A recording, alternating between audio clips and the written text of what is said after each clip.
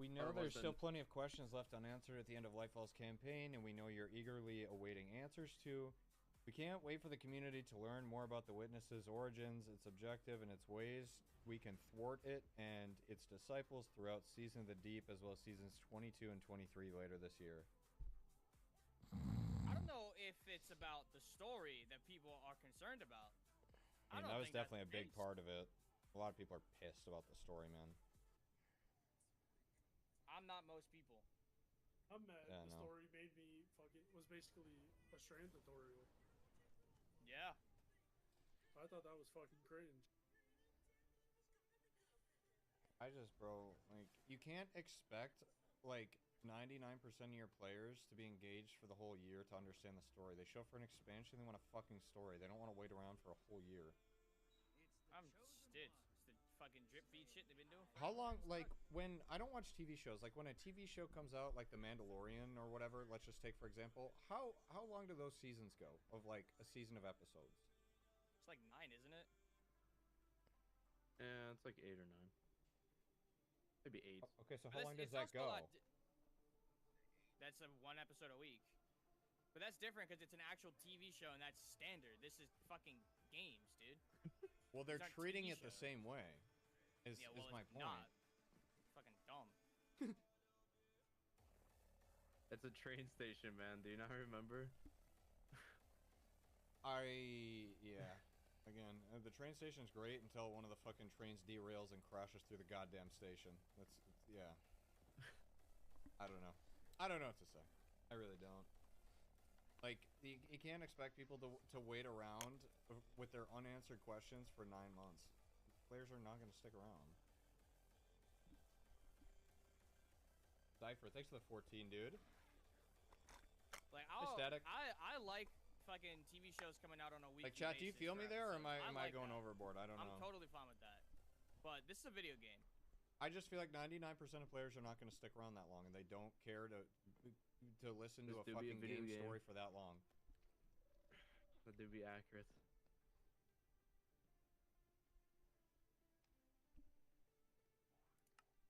Video games aren't comparable to television? How so? What? Bro, they both tell a story. The only difference is video games are interactive. You can't tell me storytelling isn't the same relatively. Bro, they literally are telling a fucking Avengers Endgame story. It's all storytelling doesn't differentiate that much between TV shows, games, and movies. Like they all kind of relatively work the same way. Again, relatively, it depends on the game, but drip feed storytelling is a weird shift. They've been doing that for 3 years. Just not this hard. They've literally been doing fucking drip fed storytelling since after Forsaken. Yeah, they started with the Black Armory in 2018. Moment bro, I think it was 14. Was it not in Black Armory? They did not start the storytelling shit there? You can't tell me reading a book is the same as watching a movie or some shit? You're trolling, right? Oh my god, exactly what I needed. Thank you, Dreamer Loot. Bro, you realize they make movies off of fucking books, hello? Maybe they change a couple minor things, but bro, it's... Huh?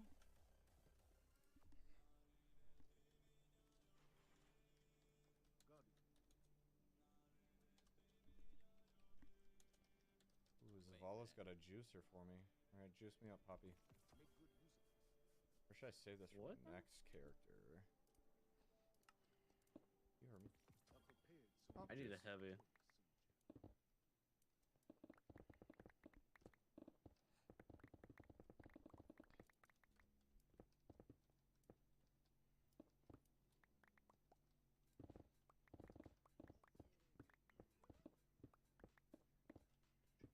I think I need to get a demo hothead. I can get one. Okay. And your Vanguard Engram's on it, fuck it. I only have one at the moment. We'll get more. Okay. Get more, dude. I'll just do that. It is that simple. You can just go get more. It really do be. Yeah, just like you doing the mission. Luca, I think you're the 6 months, dude. What the fuck are you talking about now? I'm 2 points away from 1802 base. So you wanted to talk about what is the mission? Yeah, I was, Enemies you know, I love. was just trying to set an expectation. I was asking for an expectation, not fucking. What is he talking about? We want to do complete war table bounty. Okay, let's go pick up the bounties real quick. I'm gonna go pee real quick, and I'm gonna make a couple pretzels. And then we Just shall. so you can throw it into commence. the thing that you bought. Bro, I'm afraid this thing might trip a fucking thing. What's the word? Fuse. Probably. I might need to call an electrician. Any electricians in the chat? Gilded How? Yeah, I'll be back in a sec. Who the fuck would want to do that already? Dude, did they just make gilding titles like the easiest thing in the world? Some people Titles were in just general gifted. are the easiest I mean, thing to in be the fair, Modern, you also got Glorious Gilded for free. Yeah. Yeah, but I literally just got Gilded Dredgem without even completing it. Like, I have 4 things left. Because I have the old you remember the final blows, all the guns that you had to use back then? I have those in my thing and they're checked for me. That was the same thing.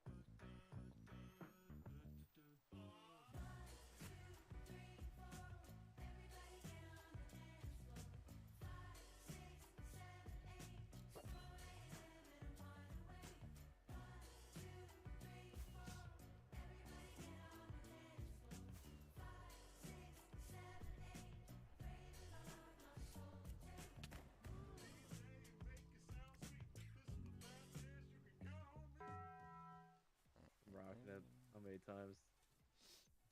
What's poppin'?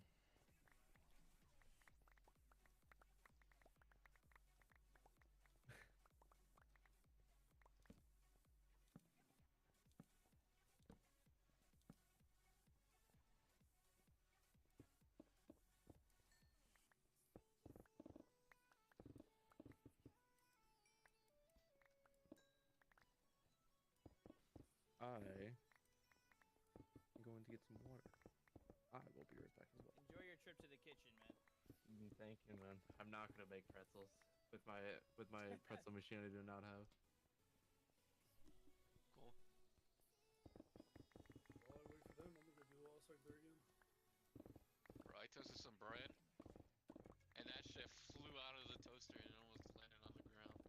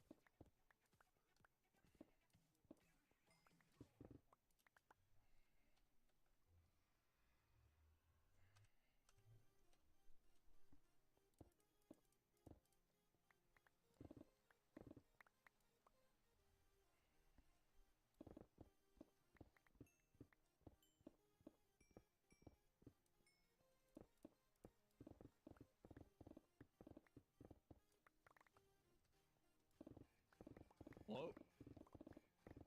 Yo. Hello. When are you getting a pretzel machine? I'm down for one though.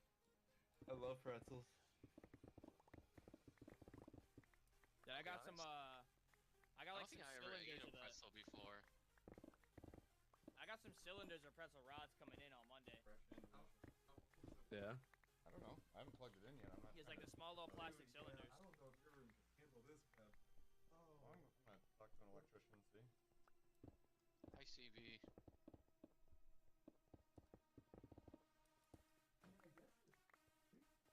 Yeah.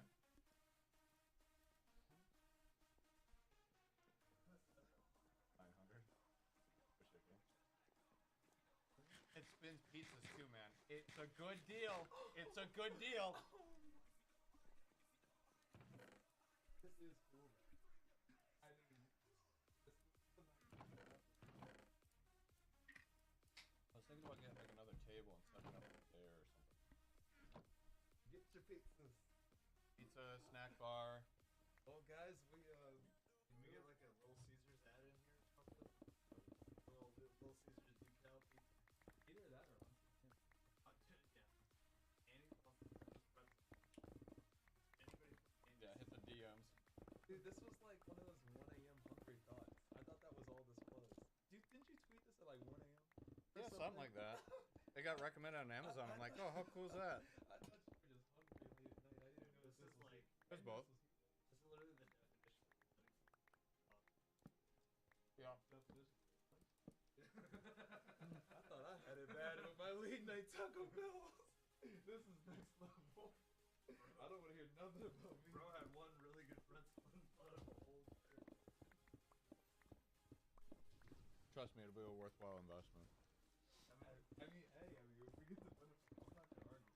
As long as we see pictures of the fire, I'm not trying to have the house burned down over pretzel. It'll be fine. Wake up and play. Okay, that's what I mean. Cool. Yeah. You have to have this set up before the raid. You have to have one pretzel like. Oh, during 100%. raid. This is magic. Like you're in the middle of a raid. How did you just went from like this is dumb? Because I thought about it a little more, and when you're 10 hours in and you have a fresh hot pretzel and maybe a pizza below it. Yeah, Yeah, no, this might have been a good. I think so. You hearing this, I Flush? might also be coming in too. I might have. I'm hearing it, dude. I'm not gonna do. He's gonna be screaming at something like. I think we just gotta start hitting some LAN parties. Y'all might see me on this day one. I'm not even. capping Walk in, either. grab a pretzel. I'm not even. I'm like. Just trying to hit some LAN parties. I'm Go down. to Texas. Yeah, no doors. Pull up, Flash. No, we'll just have Glad pay for a compound. True. Well, There let's you get go. back to it. But Where's chat, Jeff? Everybody enjoy your pretzels. I'm doing the lost sector while I wait for you to make your Oh my pretzels. But Okay. for, I'm good very whenever. warm and cheesy pretzels. No. You wanna buy your pretzel lumber used please? Nope.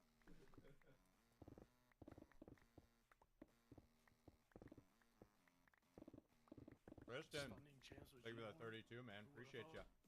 Crazy, isn't Nice it? little Hope barrier. Grammy's doing well. They gotta make Wolfpack Scorch.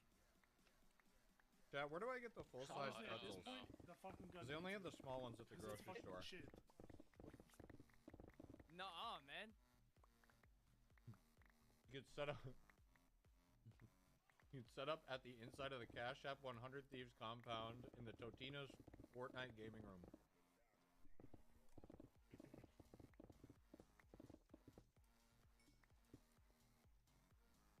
Wait, where's this fucking battleground? Oh, do we have to?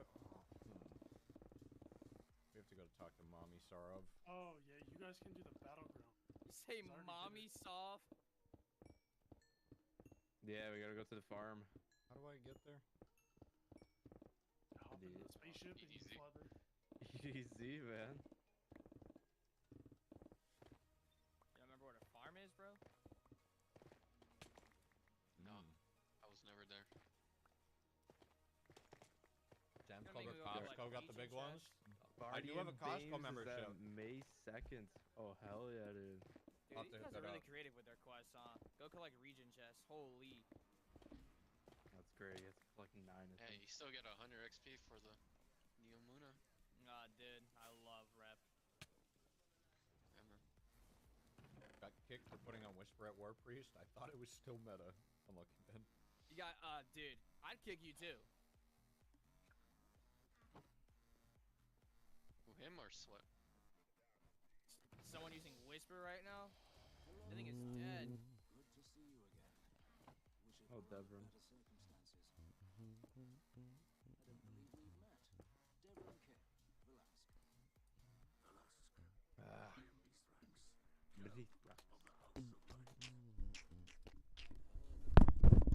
Dude, our soccer field got destroyed. You didn't see last time? Bro, where were you No. 2 days ago, man? When I said that. I was staring at Marsoft. No!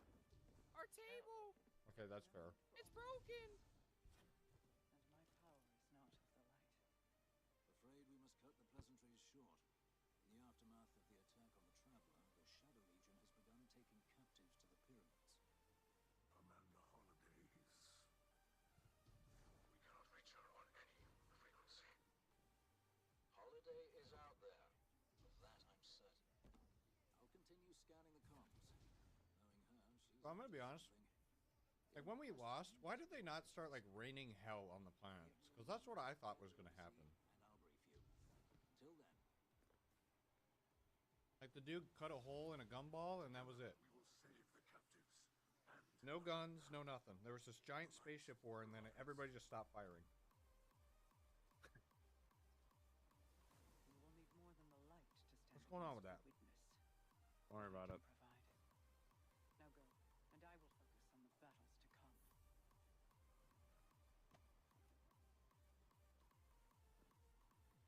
Where's the holo projector?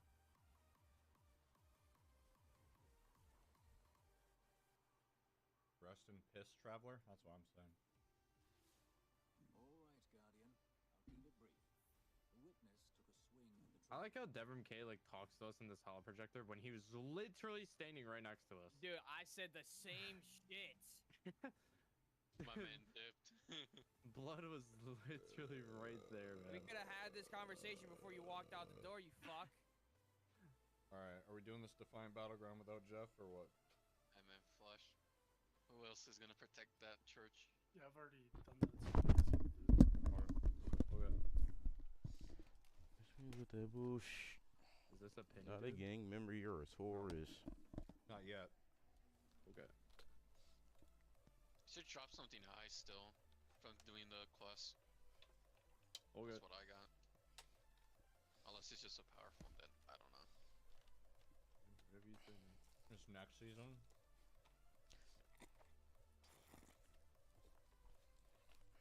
Holy. Oh my goodness. My goodness, golly gumdrop. Fucking nay. Fucking nay.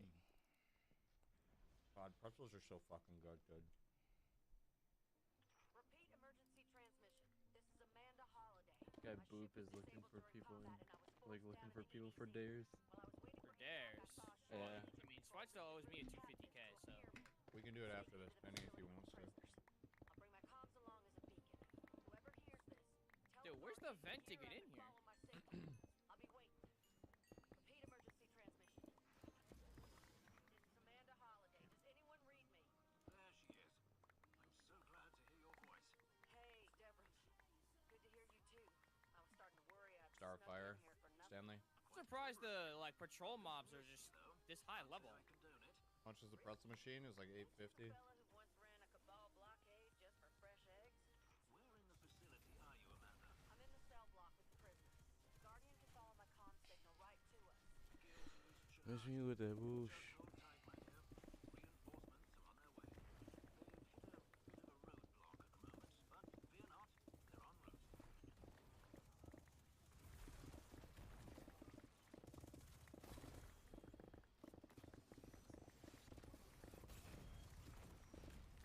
I love meatballs. Lock it in, dude.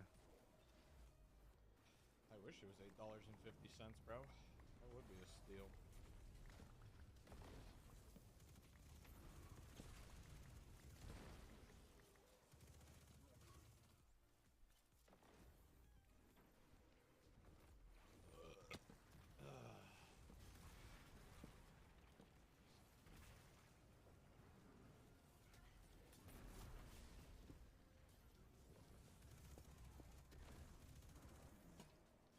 power bonus +1. Voice chat error. The service is temporary, unavailable. Oh no. Communications are down, Mr. Modern. I repeat, they are down. Changing radio frequency. Over. Dial up, dial up.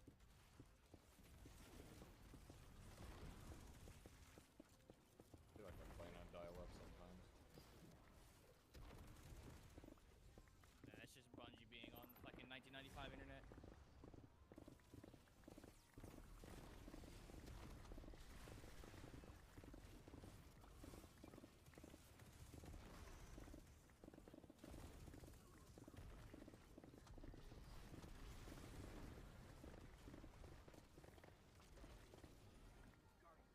I just got ran over by a ship that's flying very low. Too close for comfort. Dude.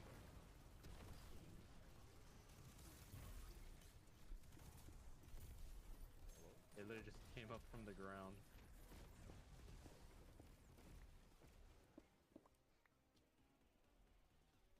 Defeat combatants with stasis or strand abilities. Okay. What's that for? A bounty. Oh, I never grabbed any bounties, bro. Oh no, what are you gonna do, man? You don't have bounties. We were in the Already, bounty. you already We have, were in the you already have all 12 artifact mods, man, but you need them desperately. Dude, it's like Marty over raid contest. Need the pinnacle cap, man. Did they not tell us what that was? I forgot to look at that. What? No, they never did. Fucking raid content. I'm just gonna assume it's 80. I'm gonna assume it's 1770 or 1780. Bro, it's really weird of them not to announce that, so I play it better safe than sorry, because I'm not trying to have a Last Wish happen again. I'm trying to be the raid boss, not get raid bossed. You know? I think it's safe to say it's 1770. I mean 1780. It's 1780 because if you're doing what they did last time with Witch Queen, they Beat it. boosted Hey, you look, up 5 like months, 10 dude. under when you completed the campaign, like Legend campaign.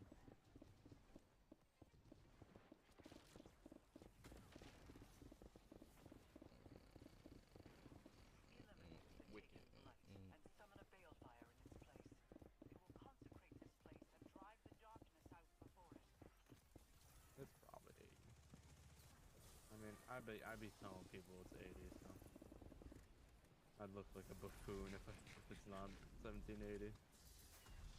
Maybe they don't even know yet. They're still deciding. Yeah, they're waiting for waiting for everyone's like light level. Looks like they're deploying some heavy firepower to stop you, though. There's something up ahead. It's bringing back a memory, or Aldrin's memory, I guess. A familiar voice. Banish these taken Really? defilers. They are but empty shells. I don't have the filled with thing on. desires of Are you great serious, bro? Be careful, Guardian. Trust in the light, and they cannot stop you.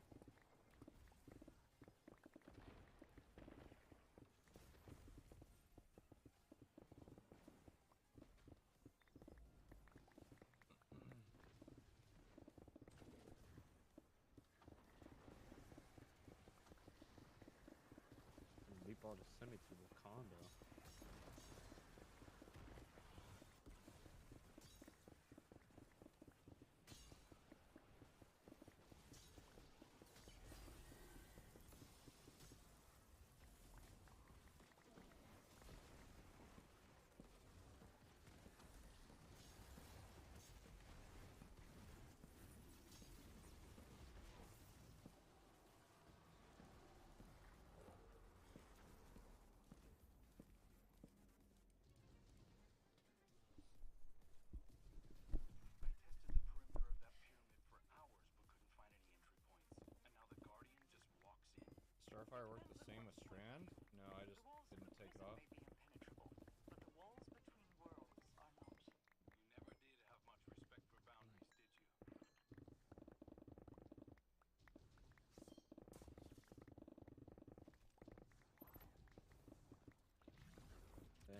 fruit over a random. Don't care. That is not a very XCC combination for me right there.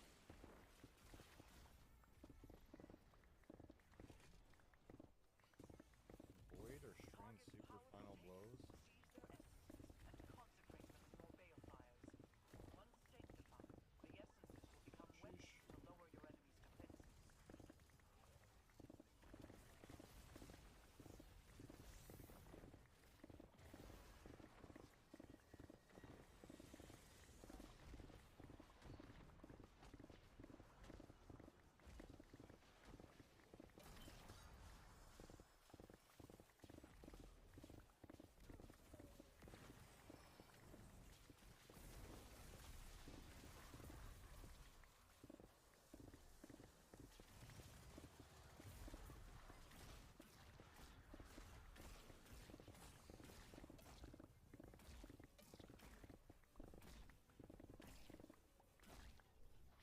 Sometimes even grabs on me, honestly. Oh, that's you. Hey, yo.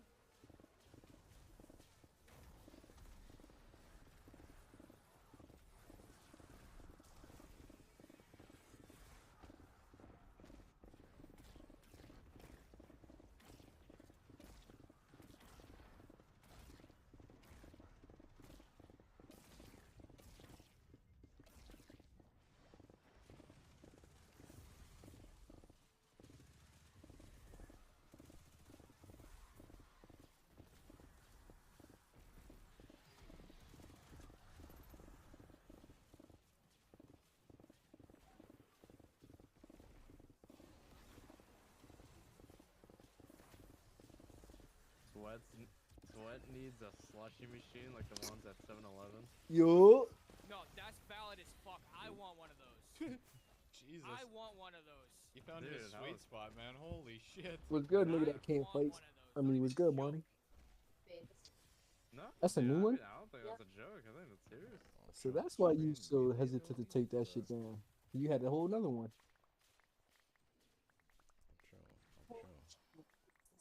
Oh, you just bought that for me. Hand me that. Not allowed to be on the couch ever, ever, never, ever. That way they can breathe. Do they know that? Oh, look, You it's better Amanda. make sure you keep an eye. They're not even supposed to be on the couch. 'Cause that's what happens. That's what happens. A That's slurpee why it machine always in my breaks. house, It looks dude. like Oh my shitty god. because you I'd let be them big as climb fever. all I over. would be I big as let them fever. or us? Yeah, bro. Or let them Yeah, climb. your own Told you. gravitational pull, dude. Okay. Yeah, I would definitely Fine, be I'm big as fever. fine. I tell you how the money came out the closet. I don't think this guy is very XCCL on giving us My combinations. fault, Marty. I be forgetting. I be telling her about that. I just can't believe it still to this Jesse day. killed the prisoners. not even true. What is wrong with you guys, man? That's the funny thing about that. Oh my. Alright. Dude, Hmm? interceptor I pilots told are you, actually your child was full they're of crazy. You the money? You still trying to look for the right Super said soulmate? that he wants to stab people. I ain't He looking did for say that. that. In game, That in was- game, in Because game. I know he out finisher. there for you. My finisher, God, No, dude. got no, jokes no, today. he said that. Don't let him get out of it. He said that. Yeah, as a finisher because What'd you say, there's an man? Among Us crossover. No, he said that. Oh, I tell you how the money used to smoke back in the day. That nigga used to sure. get big Like high. the- I'm not lying. I'm not saying. yeah? I'll just Context. What'd you say, babe? The icy machine. Never mind How much- what. Bro, I'm looking it up. Look it up. She's gonna have the whole ass convenience store in his fucking gaming Well, room. yeah, it's called a convenience store. It's not so convenient if you gotta leave, right? Amen, Flesh. Let him fucking know. There's no way. Slushy Absolutely no machine. way. I want one of the big motherfuckers.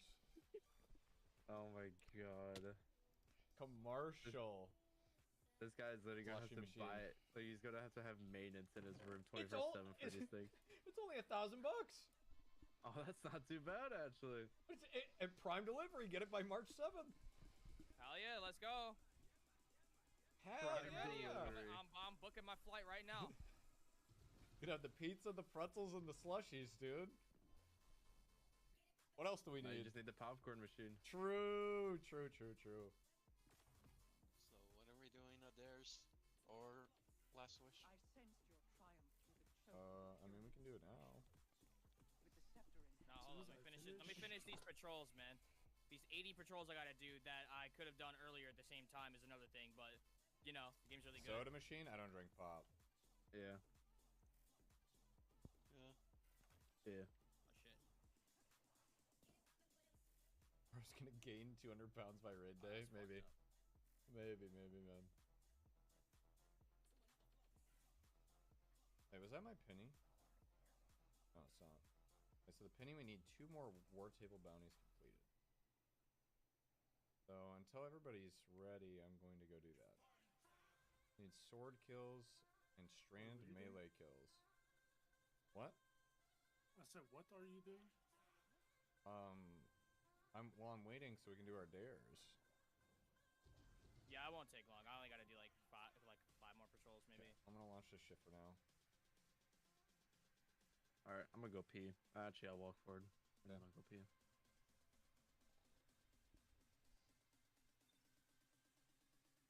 Yeah. Oscar Mike, thank you for the 8, dude. Oscar Meyer Wiener. Bro, you guys are like leading me down a bad path, dude. I kind of want that slushy machine now, but are they a pain in the ass to clean? Probably. Probably, dude. There's no shot you're Why don't contemplating you it. go pull up to fucking 7-Eleven and go ask him? I'm not here to buy anything from you. I'm here to ask a question. Are these things difficult to clean? Buy a Get a McDonald's smaller ice cream one? machine so it can No, break. no, I can't. Dude, I already got the commercial pizza and pretzel machine. I have to get the commercial slushy machine, okay? Hold on, let me see. Slushy maker machine. Oh shit! You I have was to look reading. up commercial slushy machine. The Sherm said millionaire moment. Shut the fuck up. Are you? Is it like the Vever? That was one of them I was looking at, yeah. This thing's like $1,000. That's what I'm saying. Just get one of those like slushy cups where you just like squeeze them. There you go. Dude, those things are fucking wizardry. This thing is sick. That's what I'm saying, man. Dude. Okay, now it's definitely worth it. You need to buy a new desk though to put all this shit in. Alright, I think he just has to. dude. I think he just has to set up a wall for it. No, Actually, dude. actually, movie theater loadout, man. Yeah, that's for sure. Where are the Vex at? These are Cabal. I need Vex, man. Alright, I'm going pee. He's using stasis and stealing all the kills. Fuck face.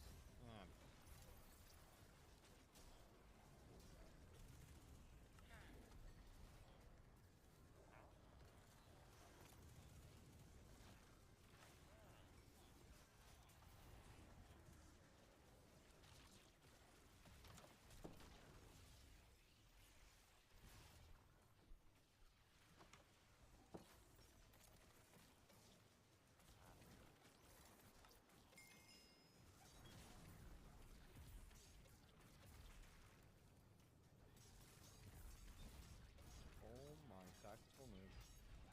How am I alive?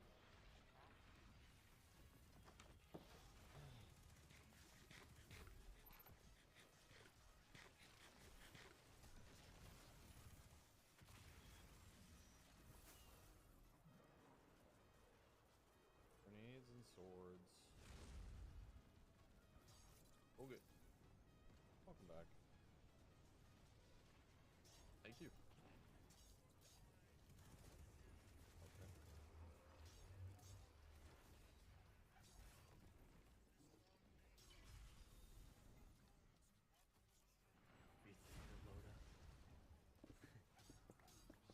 Milkshake machine? No, I'm not cleaning a milkshake machine. That is not happening. Those I will order. Fuck that.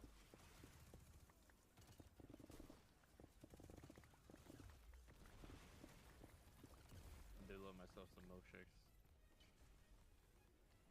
My milkshake spring all the moderns Damn right. You don't want to be in that yard. Why not? I just feel like some place that's not safe. Okay.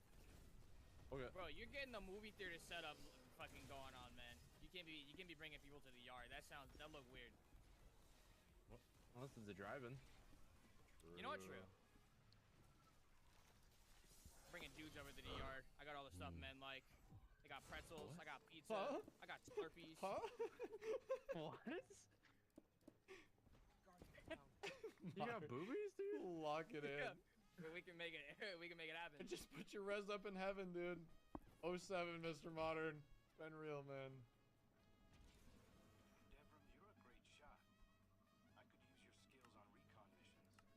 Kind of you to say, old boy. Dude, where are all the Vex, man? The luxury of resurrection. My station in the church is Not already going to sector again. less than 4 months. Okay. Of course. You're right. See you guys in the sector. You're doing more than some hunters Sweat. lives to spare. Yeah. How many more days? Jesus. I You can't don't even got count. the answer. Oh, I can visit the war table. Let's fucking go. Wait, I need that. Huh? Run that by me again. I think I understood what he was trying to say. Yeah, He needs that overload. God fucking damn it, dude. Oh, you just need to stun them. Oh, think it was bro, we static should have let on him the line. regen. Okay. Oh, here we go. Bro, you need just 6. Yeah, I know. I have 4 out of 6, man. You need to stun him. I didn't get the stun, man. There's 17 overloads in this strike. Well, I'm dead. Okay. Let me know where the next one is. Okay. Wonder how long it'll be till the cup ships. TP me. Well, it does say on the. What does it say on the website? I think it's was it Where- 6 to what? Okay, This 6 is to not 12 weeks? Dares of Eternity. What are we doing here? What? I thought we were doing dares or last wish. Yeah, I'm not sitting I on got my two- ass until I got- flesh was ready. I got 2 more bounties, man. I won't even be another 5. Oh my god. God forbid you Oh, wait the on those 18, bounties. okay. Patrols. It might be patrols, sooner. Not bounties. Patrols. Oh, here we go. Oh my god. Shut up, man. We need time. I gotta get it going. What did you just link me, Colby? Don't go Candymachines.com. 6-way candy and gumball rack. I don't know about that. Now we're Dude, looking I could get grocery levels. M&Ms and peanut M&Ms and gumballs. Get a taffy machine. There you go. Diabetes. An ideal place to re-enter the material plane. These are looking like wise investments, bro. I'm gonna be fucking Willy Wonka is what I'm gonna be. I could get a chocolate fountain too. What do you guys shit. think? I'm done for, gentlemen. Chocolate River. Ah, shit. Oh, fuck. Ah, shit. Where's the overload modern? I have a gumball waiting for you. If you live in happiness too. Is it happiness? I don't Who's know. playing It's with been a long rapper time. over there, dude? That's probably super. Super, why are you joining? Dude, Yeah, do not join me in pop bounties. I'll kick you. No, I'm not. I'm helping you. I doubt. He's doubt. definitely I literally have popping 1 bounties. patrol left. I have 0 fucking bounties to claim. Modern, where's the I next thought you were overload? doing bounties research, this but year? you're on the fucking Xbox.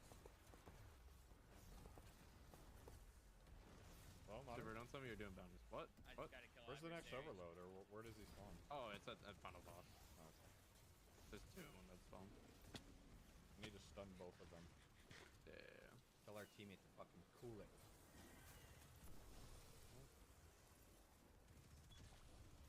I think he's game mode. They're just trying to enjoy the expansion.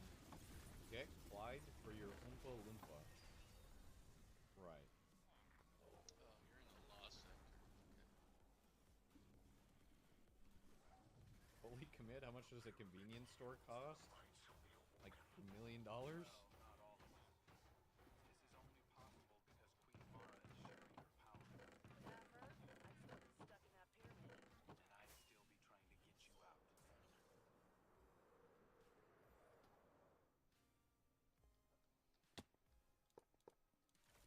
Peanuts for you? Yeah, totally. Dude, you just got yourself a combination of thoughtful. You're welcome. I was thinking about you that whole time I was waiting there. Thank God, dude, I needed that. Alright, I'm good. I Good did the now, bounty. flush. What did they do? Yeah, I to did the bounty. NVGO? I did it. Cool. 20%. No. When I shoot it, there's no trail. Like, it doesn't appear. What? Trace? No, the heavy GO.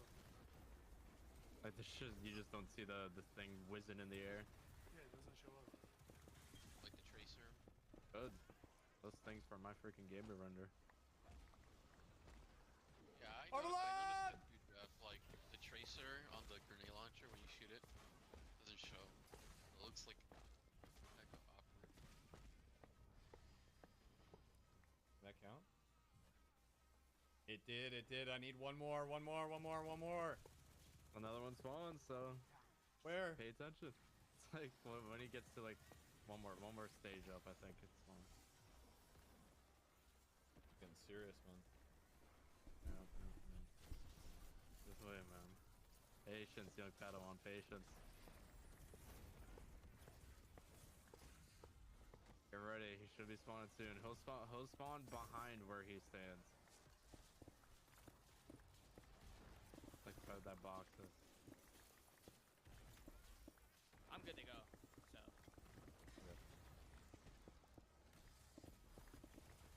So you're saying He's up, 1K Sweat, he's up. ain't Where? it? You're saying 1K ain't it, Modern? Dude, try it with the actual like build for it. I still haven't gotten anything to infuse into it, so Where I is it? can't. No, don't kill it. Oh, this stupid motherfucker. Dude, I told you, dude, he spawns behind where he stands. Who's he? The boss! Bro, I Timothy! looked there. As soon as you said it, he Timothy! wasn't there. Timothy! Well, he hasn't spawned yet. But I just watched him die. Yeah, and then I said that he spawned. Bro, Is is this thing on? Are the comms clear?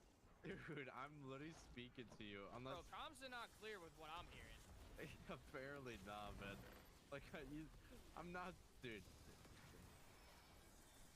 Holy.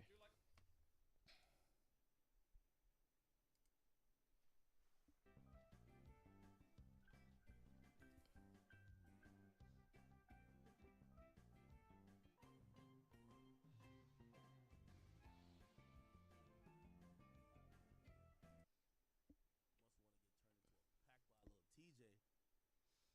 I think Ice Spice and Lil TJ are dating. Right? Lil TJ, Ice Spice, Richard Millie. Like, yeah, Lil TJ and Ice Spice are definitely dating or something like that.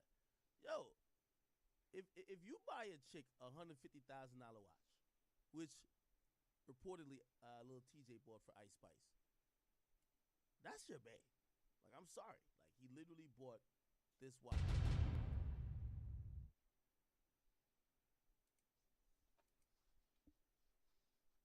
Bro, that's bae right there. I'm sorry to tell you. Okay? Now, I do know they had a song together or something like that. Or like some video shoot they were both going to be at. Revealed TJ's 6-figure souvenir, blah, blah, blah. It just happened to be ready for pickup. Not surprised why, blah, blah. TJ's appearance, da, da, da, da. Yeah. Yeah. Tell you. Ice Spice looked like she loved a nigga from the Bronx, though. She rapped about it. She said, we both from the Bronx, so I know we dirty. So, of course, she gonna date somebody from the Bronx. Salute to her.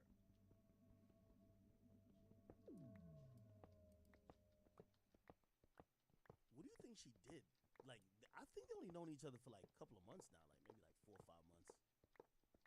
What do you think she did that, like, he's like, yo, I gotta get her to Richard Millie? What do you think? Let me go to Ice Spice page.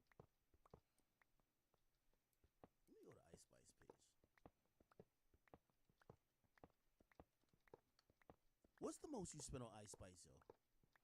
Let's just imagine them cheeks are glorious.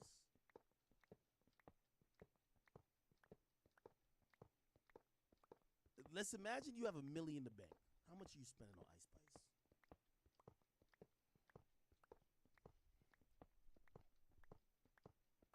Damn. Nigga gonna say he spent the whole $1 million on her. So Ice Spice is her then. Is Ice Spice the baddest in the game right now?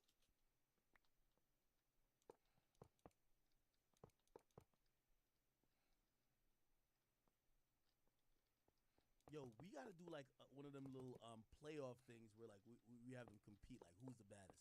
All right, let me do this one.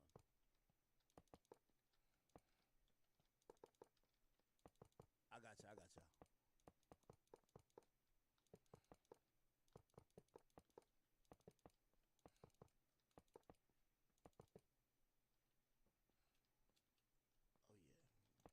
Wait, can I go in there? No. Hold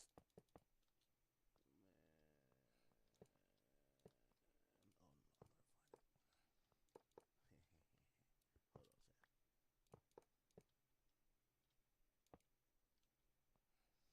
Give me 1 second. Come on.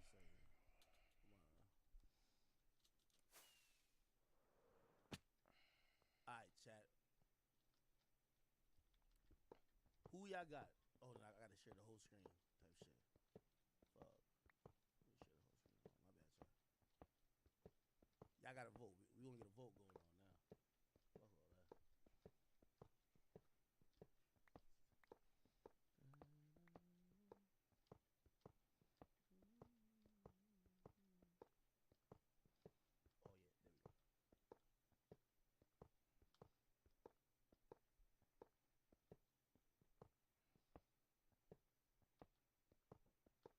Who want to be a streamer or anything like that? Aiden Ross is one of the biggest Twitch streamers. He's done an interview. Like if you wanna go look up some content we've done, me and him, we've done stuff on off the record. Actually, I had him on not too long ago. He was talking about Kanye. You guys could go watch that. Go watch it on Spotify if you can.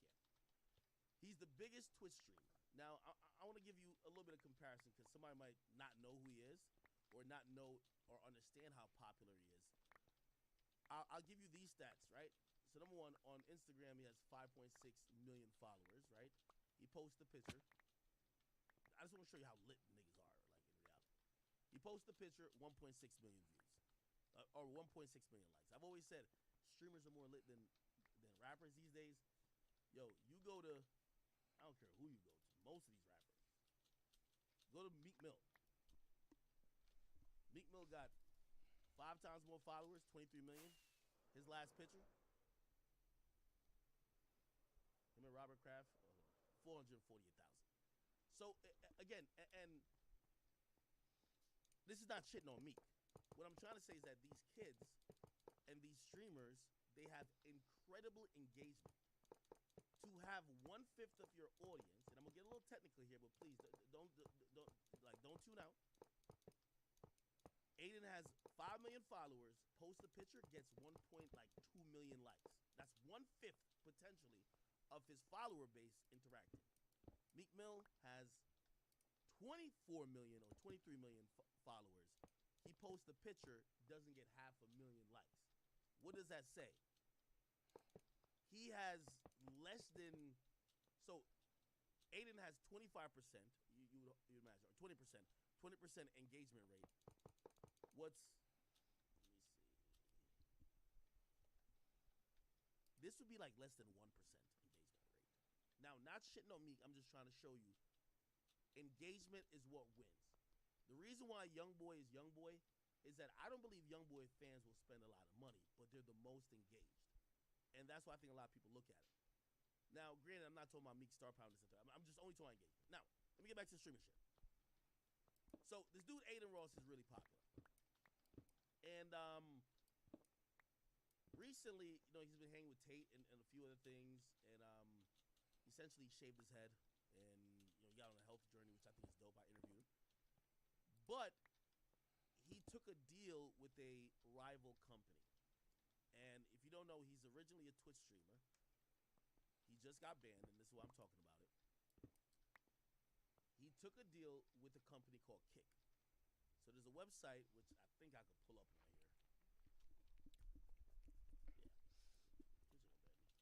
Yeah. Okay. There's a website called Kick. It's owned by, literally, it's owned by Stake. And everybody is getting to a very pivotal point in just content. Aiden was getting millions of dollars per month to promote a gambling website called Stake. That's just what it is. Okay, don't gotta keep sugarcoating shit, right? Just like Drake is getting millions of dollars. From what I hear, Drake got $100+ million deal with equity on stake. This is why Drake keeps saying he bet 400,000. Which, by the way, of course, you know he got the bread. But Drake is probably not betting his own money at this point. If you go to Drake's Instagram, you're gonna notice quickly. All you see is stake.com. Drake has a huge deal, right? What are the ramifications here? Stake is an offshore gambling company that doesn't have to adhere to U.S. rules. I think it's legal maybe some places in the U.S., but not overall. They clean house, just like any gambling company does. And they gave Drake wild amount of money to just promote it. Now, here's the part that people feel is unethical. Who's watching Drake go gamble and following him? Probably kids. Now, granted, in the United States, you're not supposed to be able to gamble unless you're 21. But if this is a offshore gambling company, you could falsify shit, use VPNs, do all type of shit. So that's what's going on. Anyway, let me try to stay on topic as much as I can. So Aiden Ross was doing that, okay? And what ended up happening is that Twitch, which we're on now, took a stance. They said, this is fucked up. Now, granted, there's always hypocrisy among everything. Some people feel like Twitch is very hypocritical because on Twitch right now, there's girls who could do a bikini or a hot tub stream, and they'll be damn near naked with see-through bras, just lounging out in a fucking pool of hot soup. You know what I mean? Fucking twerking for their fans, and that's not against the terms of service because it's considered swimwear, not sexual activity. You get what I mean? So, you know, basically girls is like rubbing their titties together for some air. Like, they're doing all type of shit on Twitch. So Twitch kind of like let the titty streamers and whatever do their thing. But somebody like Aiden Ross who's gambling, now granted, neither really is that positive. But both have an intended goal. Like, there's no holistic motherfucker here, right? It's getting money. They banned gambling, right? Now, I'm going to be honest with you. And again, I ain't talked to Aiden, but this is my opinion. Aiden was getting millions a month to promote Stake. Stake gets banned from Twitch, so nobody can stream Stake. Okay? Even Drake, who has a deal with them, who used to come on Twitch every now and then to promote, can't do no more. Stake builds a competitor to Twitch called Kick, and then they take their biggest gambling streamer, which is Trainwreck, say, you're going to be the face of it because there is no face to Stake. And essentially, I think they came to Aiden, and the rumored amount is that they told Aiden, $150 million we will pay you, which, by the way, is ridiculous money. And I'm thinking this is for a year. $150 million for you to stream on Stake. Now, I got to put it in context. $150 million is bigger than most NBA players' contracts. By the way, technically, he would be getting paid more than LeBron, Damian Lillard, Steph Curry. Who else? Throw somebody else in there. I don't know. Russell Westbrook combined. The rumored amount is that Aiden got $150 million for a year, which is ridiculous. Now, you have to understand this, though. When Aiden goes live, he pulls 100,000 people. This is how a gambling company works, right? They're thinking if you can get your 100,000 people to watch or sign, let's say, you know, it's always a percentage. Say the conversion ratio is that you get 5,000 people, or let's say 10,000 to make it sound good. 10,000 of those 100,000 people who watch you when you're on Twitch, if you get 10,000 of them to sign up to Stake, gambling is an addictive thing. A bunch of people are kids, they might use their mom's credit card.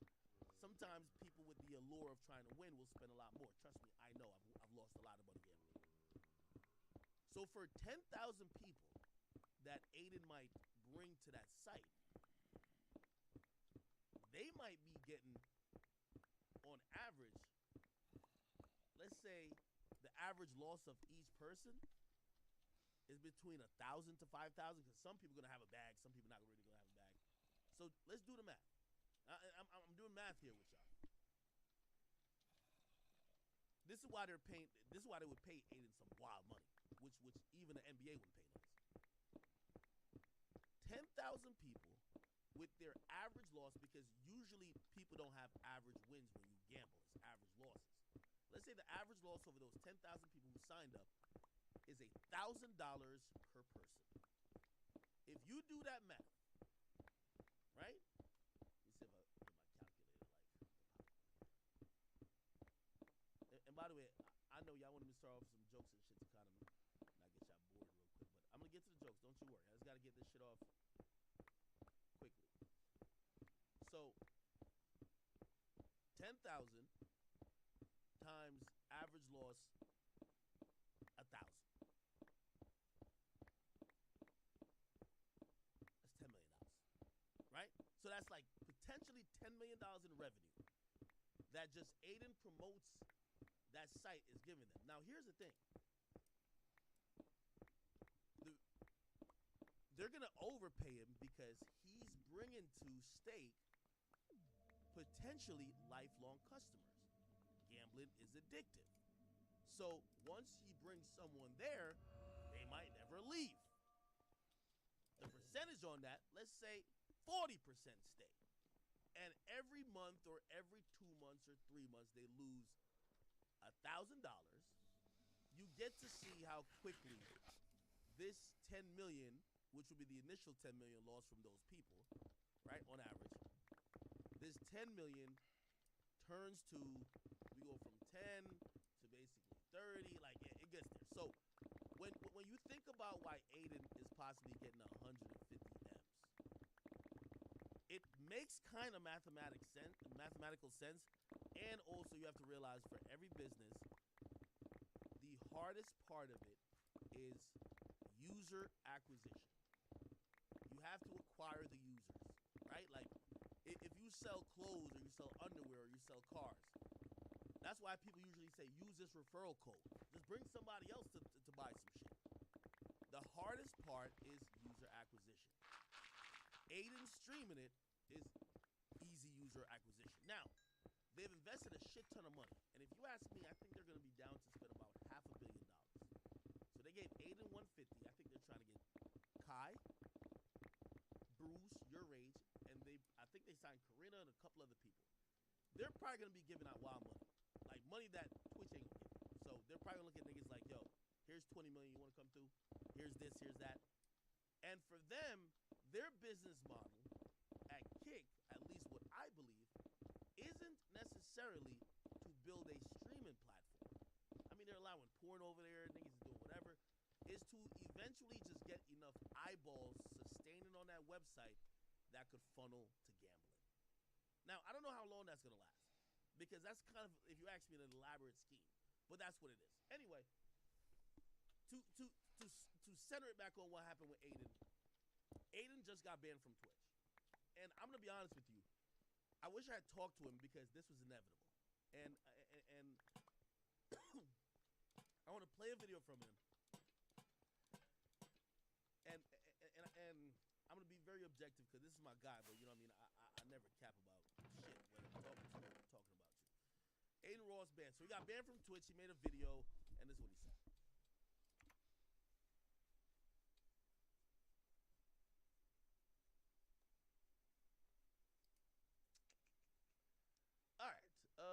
What else should we talk about? Joe Budden got some like backlash for, he said some stuff about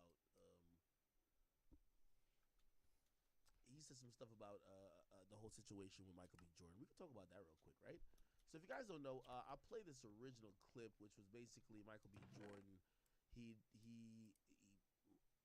started and also directed a film which is like Creed 3, shows up to the red carpet, sees a woman who's on the red carpet who used to bully him back in high school, right? She used to basically call him corny, or basically used to clown him because I guess he had aspirations of being a model or actor, so, you know, he walked around with a lot of headshots. Sometimes when you're in those careers, you have to submit your profile to things to be considered, you have to have a lot of pictures of yourself or headshots.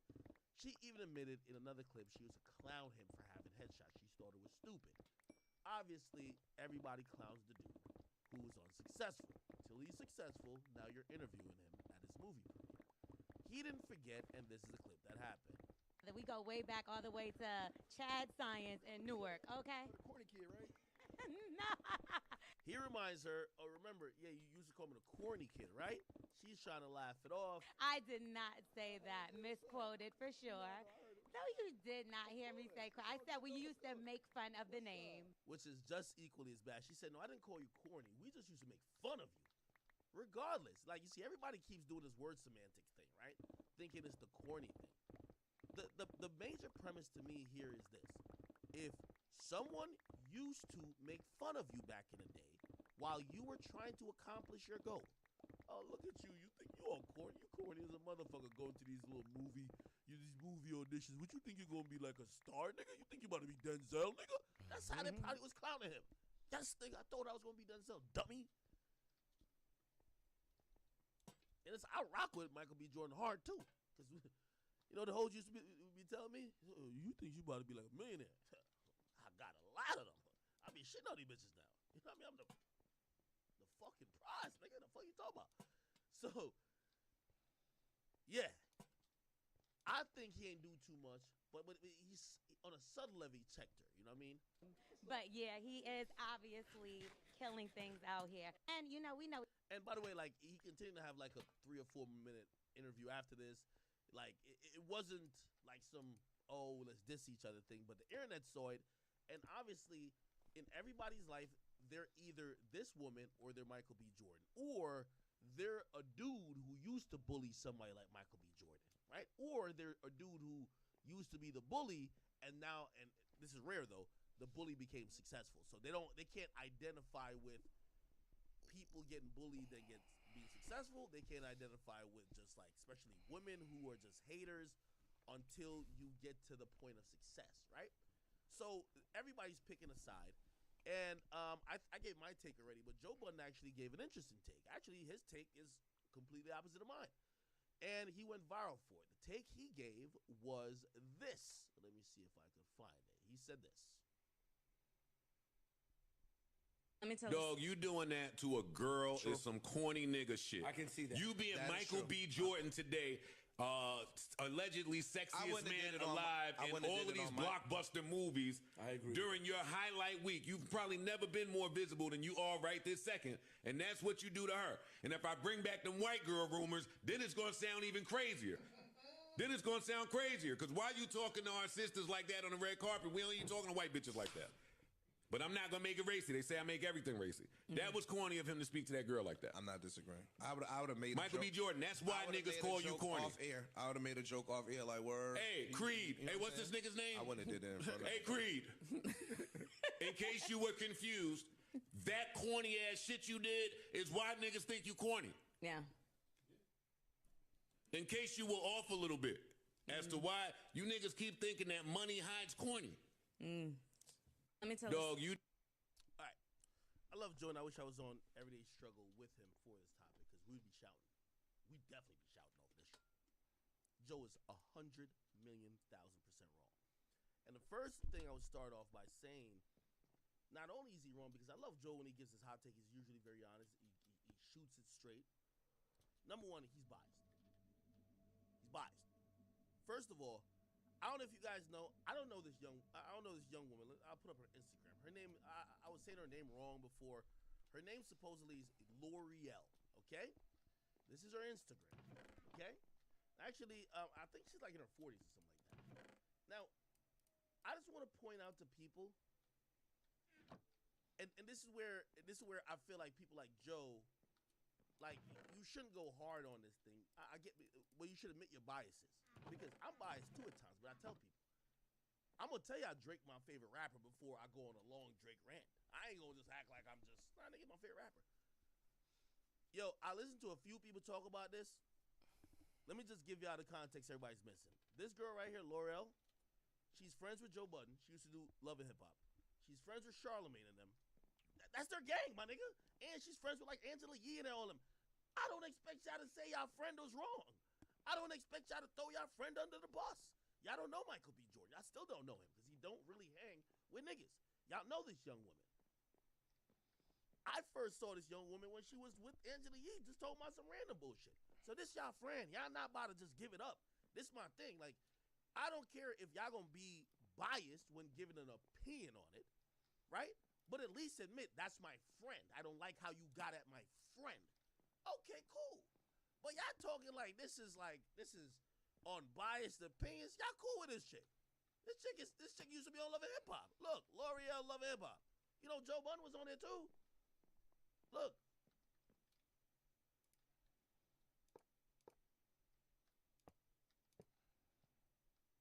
Used to be on Love and Hip Hop. Look. L'Oreal, Angela Yee. Bro, that's they circle, bro. Look.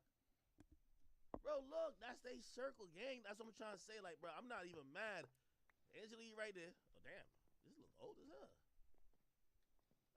That's wax, right? That's like Charlamagne's like bodyguard. And, oh, that's her right here. She just don't have the colorful hair. This is the L'Oreal chick. That's her right there. What I'm trying to say is that this y'all peoples. Like, of course you're not about to violate her. Y'all not about to call her out for the corniness she did. My nigga, you a dub. Nigga, you was dissing somebody and bullying someone in high school, and now you had you don't even have the sense of self to realize, my nigga, you shouldn't even be trying to interview that nigga. You should have passed that on to your co-host. He should violate you. This is why I don't like sometimes with the industry. It's mad like mixy. You know what I mean? Like, if it was a nigga like me, nobody's gonna think about, oh, there's friendships involved. Fuck that nigga Act, man. That nigga Act was hating. Now we over here sucking dick, pause. You know what I mean? That's how they gonna treat it. They cool with the girl. Nobody wanna call it like it is. Bro, she was foul. If y'all listen to the clip, I've been played it. The worst part ain't about them saying that he's corny. She literally used to shit on him trying to make it in the movie entertainment game, and now he made it, and she's the peon sitting over there with a mic. Can I get a bruh? Either you should have had some self, you should have some sense of self. Say, I ain't about to interview this nigga. I used to shit on this nigga about what he's doing now successfully, or just take the L. But she ain't no goddamn victim. I'm telling you, bro, they cool with this shit, bro. I'm telling you, bro, they cool with this shit, bro. Like, there's nobody who believe this who ain't cool with this shit. You don't see nobody outside of this New York circle of like podcasters and media niggas or whatever that used to hang with her. Like, bruh, you know what I mean? I don't know her. You know, I ain't trying to disrespect her neither, but I'm gonna call a spade a spade. So I like not knowing y'all. So I'm gonna just say what I believe is the truth. Now, granted, if she was my homegirl, I would have been like, I ain't gonna lie, like, I'd probably be a little biased too. I'd be like, but I would tell y'all, that's my homegirl. Like, I would have probably got more context. Like, damn, you ever try to like talk to him before? You ever try to apologize? See if like, yo, damn, maybe Michael B. Jordan could have handled it a little bit different. See, that's a biased opinion because now I know her. I don't know her, but imagine I know her and I talk to him like, damn, what happened? You get what I mean? But everybody giving all these biased opinions. Yo, let me tell you this.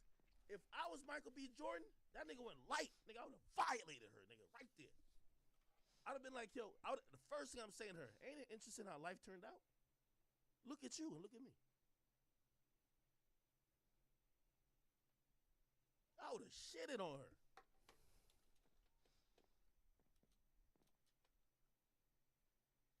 Now, I also didn't like, as I said, this would be a great spirited conversation with me and Joe if we were on Everyday Struggle. He tried to put it off on, oh, you're attacking a black woman. Bro, you see, this, like, and I hate that Joe's using that. That's a virtue signaling, pandering way of trying to deal with this situation. Like, first of all, when I look at this chick, I don't even know if she's black. Like, yo, we just throw around this term black woman everywhere. What about, to me, this woman looked mixed race. She looked mixed race. You know who actually looks black? Michael B. Jordan. Why don't we look at it? You got a mixed race chick bullying a black chick in the hoods of Newark who is getting called corny because he's not picking up a gun, not selling drugs, not being a degenerate, but actually trying to chase his goals, but his goals is corny to people like you. Why are we not talking about that, man? Why are we not talking about the reality of the situation, dog? There's a lot of chicks like that who be trying to like shit on people like Michael B. Jordan. I can't rock with it. And here's my thing. I'm not, people always be like, oh, well dudes like Michael B. Jordan and yourself, y'all angry. No. We just like to shit on you from the finish line, from the podium. Don't think because you didn't win the race, not because we won the race and you came in last, even though you started out in front talking that shit, that we just gonna be humble in defeat. Nigga, I'm Jamaican. You catching these bars from right here, nigga. They give me an award. Yo, listen, I ain't gonna lie, I'm petty as hell. They give me an award. Nigga, my first line, my first 3 lines might be saying, yo, fuck Freddie Gibbs, fuck Rory. I gotta let the losers know what's going on. Why he gotta be so humble? Why he gotta be so talking about, oh, he's disrespecting a black woman? You know how many black boys are growing up getting told that their dream of not want to be a shooter, gangbanger, rapper, or some other degenerate? I'm not saying a rapper is a degenerate like profession, but if they tell people, oh nah, man, I'm trying to be in Hollywood, I'm trying to act in movies. Ha! Trying to act in movies, nigga? You corny as hell for that. No, we gotta change the narrative around. I love that the fact that this chick is getting roasted. She deserves it. She deserves it. He didn't do nothing wrong. You see, we live in this world, and this is why I don't like when Joe starts, like, he's propelling this bullshit where women could do no wrong. My nigga, you used to, I'm gonna keep it a being with you. If you used to call yourself bullying me back in high school, and now I don't care if you're the janitor, right? Say I'm about to win like some award and you're the janitor, bro. Don't even try to dap me up, dog. So you trying to interview him, and then you try to interview him, and it's not like you just be like, oh, hey, I watched the movie, and the movie was great. If he just changed the topic from the movie to say, man, fuck that movie, though. Remember we went to school together? Remember you were clowning me? That I could be like, all right, maybe he had to go there. Bro, you started off the interview saying, we go way back. Nigga, you trying to make it seem to the public like we were fucking with each other. You was bullying me. I gotta let people know. Nigga, you were lame. I'm sorry. But of course, because you're a black woman, you're absolved from that. Now all of a sudden, his dating preference, I didn't even know if he dates. Well, I do know apparently he's with the white woman now, right? I don't know if that's historically is his preference. He was with Lori Harvey. Ain't she black? Michael B. Jordan girlfriend. Yeah, I think it's girl now. Let me see. Probably put, oh yeah, right here. This is his new girl, I think. How come now his dating preference is what has now made him corny? I love Joe, but I think Joe really attacked my man. And by the way, I've gone at Michael B. Jordan at times because I think he was letting Lori kind of slip with some shit. I'm going to call a spade a spade. How his dating preferences, like, put it like this. Bro, and also this is what I'm trying to say. Joe, I know you defending your friend, but like, come on now. Joe be only dating the Latinas for the most part. Niggas don't be looking at you to say you not dating no strong black woman with an afro, dog. I mean, like, you're not with these shea butter Twitter hoes. Like, nobody say that. Like, bro, you're doing your thing. That's your preference. Whatever it is. Nobody cares. Nobody's judging you. They got Joe's jersey up in the rafters in Dykeman in motherfucking Washington Heights, probably. Man, from when I was a little kid, Joe had a bad Spanish chick. I ain't never really looked at me like Joe had a bad black chick. So that's what I'm trying to say. Nobody's gonna throw that into the air when it comes to Joe. Don't try to throw that Michael B. Jordan. Or maybe it's just, oh, y'all gonna. I know the thing they're gonna say. Well, Spanish is different. We just don't like when black dudes get with white girls. Come on. Either you're gonna date your race or you're not gonna date your race. Don't try to now we're like. First of all, most of the Hispanic women. I don't know if you know about the history of some of these countries. They look down. Yo, Dominican Republic is right next to Haiti. They're on the same island, the same piece of land. They're just cut in the middle. Most Dominicans, if you ask about their mentality towards Haitian people, and most Haitian people usually are darker complexion, most Dominicans think they're dirty. There's huge colorism problem over there. They don't fuck with people of darker complexions. Texture of hair matters. So let's not act like Spanish and black is the same. So listen, if you dating out of the race, you dating out of the race. Let's not just make white like its own thing. If you're a black dude dating Spanish chicks, you're just like the black dude that dates white chicks. It's okay. There's nothing wrong with it. By the way, interracial relations or marriages are beautiful. But don't try to throw this man under the bus for his preferences, because we would never, and I would never, throw anybody, like especially like Joe or anybody else under the bus for their preferences. Here's the problem. Y'all friend L'Oreal is a hater. Is a bully who, listen, most bullies just never end up leveling up beyond the people they were bullying.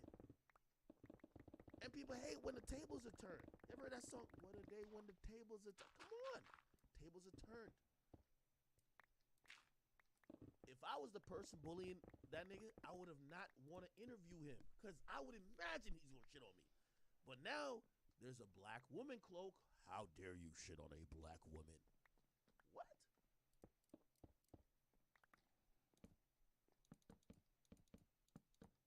Y'all can't even use that with Michael B. Jordan. Remember when he wifed her up after Future was done slandering her? Talking about, oh, she got with a corny dude, this and third, and the whole culture was laughing at Michael B. Jordan because, everybody thought that, Lori Harvey just for the streets if Future's done with her. He wifed her up. Why nobody ain't say he stood up for a black woman and didn't, fold to what other people thought and other people making jokes about Lori Harvey? He stood up for her. She black, but it don't fit the narrative. The point I'm trying to tell y'all, man, listen, L'Oreal, I don't got nothing against you, but you got to hold that goddamn L, man. You hated on that nigga. You should have never did the interview, and trust me, you got off easy, because I would have shitted on you.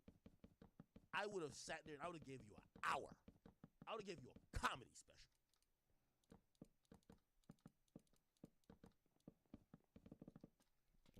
And also, because I see somebody just say they pick and choose. You're right, they pick and choose. Because Michael B. Jordan doesn't entertain or doesn't rub shoulders or talk to or hang with a lot of the people in black media and black culture. He's black, but he's seen as an outsider, so it's easier to criticize him and throw him under the bus. I bet if it was Little Meech, they wouldn't say that. I bet if it was Ice Cube's son, they wouldn't say that. But because Michael B. Jordan ain't foster no relationships with a lot of these individuals, it's easy to kind of get at him. He don't owe nobody nothing, though.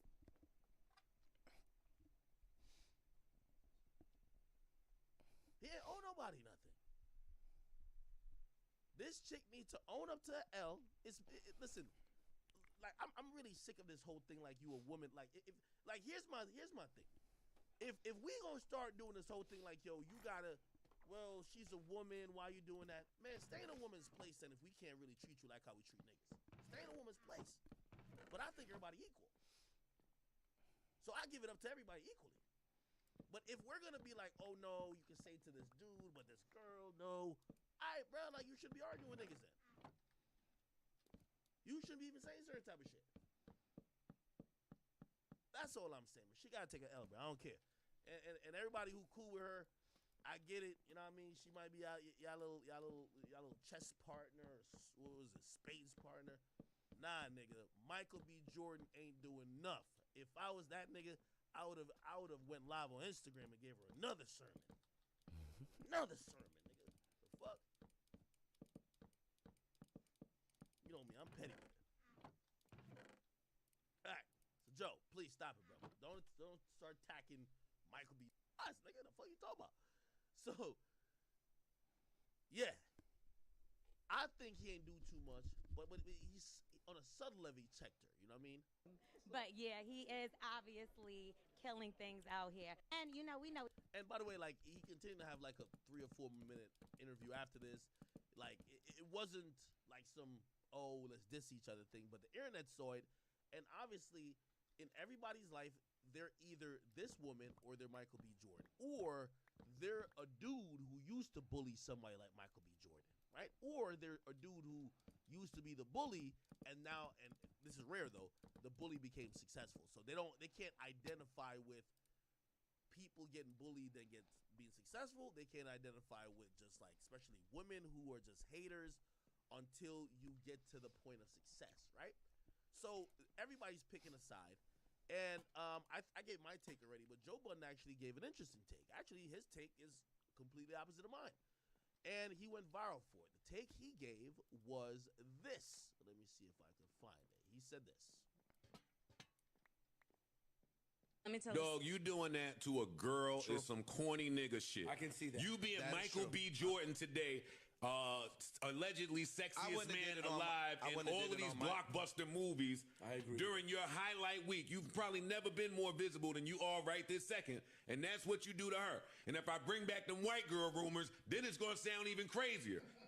Then it's going to sound crazier, because why you talking to our sisters like that on the red carpet? We don't even talking to white bitches like that. But I'm not going to make it racy. They say I make everything racy. That was corny of him to speak to that girl like that. I'm not disagreeing. I would have made Michael B. Jordan, that's why niggas call you corny. Off air. I would have made a joke off air like, word. Hey, Creed. Hey, what's this nigga's name? I wouldn't have did that in front of Hey, Creed. In case you were confused, that corny ass shit you did is why niggas think you corny. Yeah. In case you were off a little bit as to why you niggas keep thinking that money hides corny. Let me tell Dog, you. All right. I love Joe, and I wish I was on Everyday Struggle with him for this topic, because we'd be shouting. We'd definitely be shouting over this shit. Joe is 100,000,000% wrong. And the first thing I would start off by saying, not only is he wrong, because I love Joe when he gives his hot take, he's usually very honest. He shoots it straight. Number one, he's biased. He's biased. First of all, I don't know if you guys know. I don't know this young woman. I'll put up her Instagram. Her name. I was saying her name wrong before. Her name supposedly is L'Oreal. Okay, this is her Instagram. Okay, actually, I think she's like in her 40s or something like that. Now, I just want to point out to people,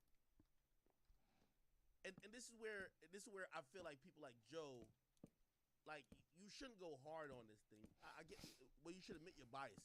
Because I'm biased too at times, but I tell people, I'm gonna tell y'all Drake my favorite rapper before I go on a long Drake rant. I ain't gonna just act like I'm just trying to get my favorite rapper.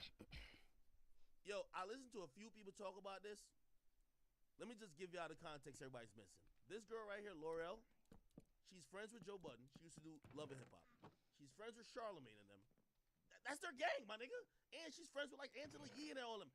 I don't expect y'all to say y'all friend was wrong. I don't expect y'all to throw y'all friend under the bus. Y'all don't know Michael B. Jordan. Y'all still don't know him because he don't really hang with niggas. Y'all know this young woman. I first saw this young woman when she was with Angela Yee, just told about some random bullshit. So this y'all friend. Y'all not about to just give it up. This is my thing. Like, I don't care if y'all gonna be biased when giving an opinion on it, right?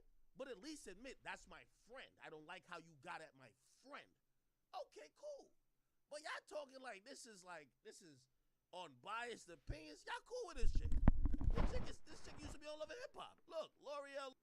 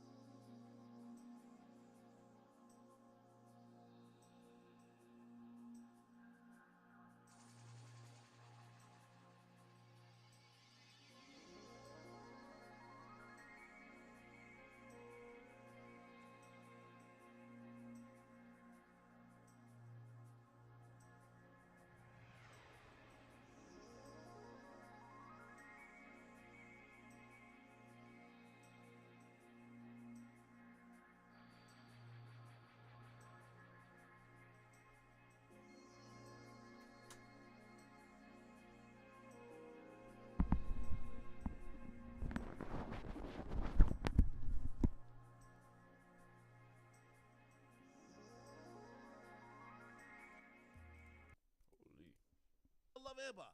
You know, Joe Budden was on there too. Look.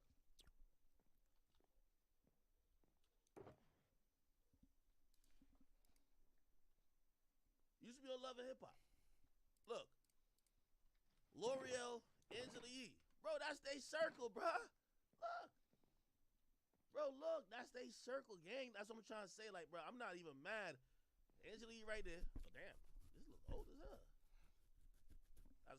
That's wax, right? That's like Charlamagne's like bodyguard. And, oh, that's her right here. She just don't have the color and full hair. This is the L'Oreal chick. That's her right there. What I'm trying to say is that this y'all peoples. Like, of course you're not about to violate her. Y'all not about to call her out for the corniness she did. My nigga, you a dub. Nigga, you was dissing somebody and bullying someone in high school, and now you had the you don't even have the sense of self to realize, my nigga, you shouldn't even be trying to interview that nigga. You should have passed that on to your co-host. He should violate you. This is why I don't like sometimes with the industry. It's mad like mixy. You know what I mean? Like, if it was a nigga like me, nobody's gonna think about, oh, there's friendships involved. Fuck that nigga Act, man. That nigga Act was hating. Now we over here sucking dick, pause. You know what I mean? That's how they gonna treat it. They cool with the girl. Nobody wanna call it like it is.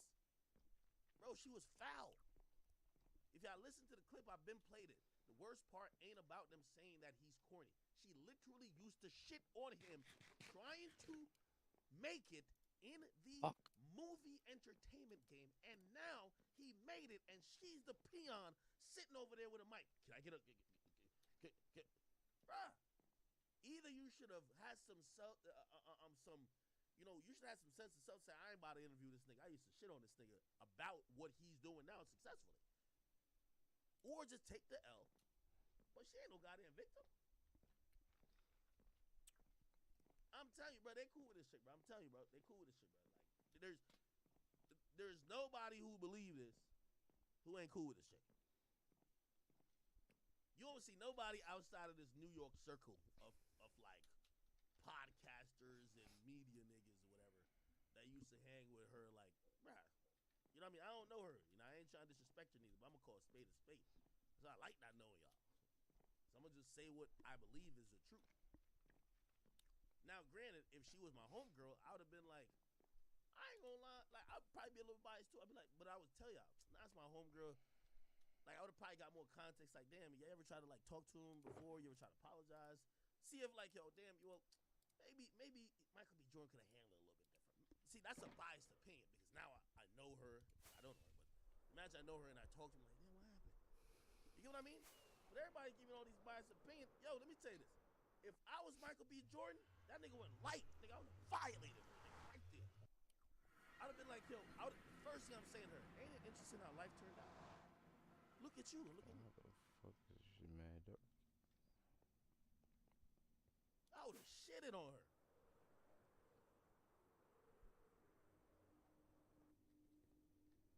Now, I also didn't like, as I said, this would be a great spirited conversation. He tried to put it off on, oh, you're attacking a black woman. Bro, you see, this, like, and I hate that Joe's using that. That's a virtue signaling, pandering way of trying to deal with this situation. Like, first of all, when I look at this chick, I don't even know if she's black. Like, yo, we just throw around this term black woman everywhere. What about to me, this woman looked mixed race. She looked mixed race. You know who actually looks black? Michael B. Jordan. Why don't we look at it? You got a mixed race chick bullying a black chick in the hoods of Newark who is getting called corny because he's not picking up a gun, not selling drugs, not being a degenerate, but actually trying to chase his goals, but his goals is corny to people like him. Why are we not talking about that? Why are we not talking about the reality of the situation? There's a lot of chicks like that who be trying to like shit on people like Michael B. Jordan. I can't rock it. And here's my thing. I'm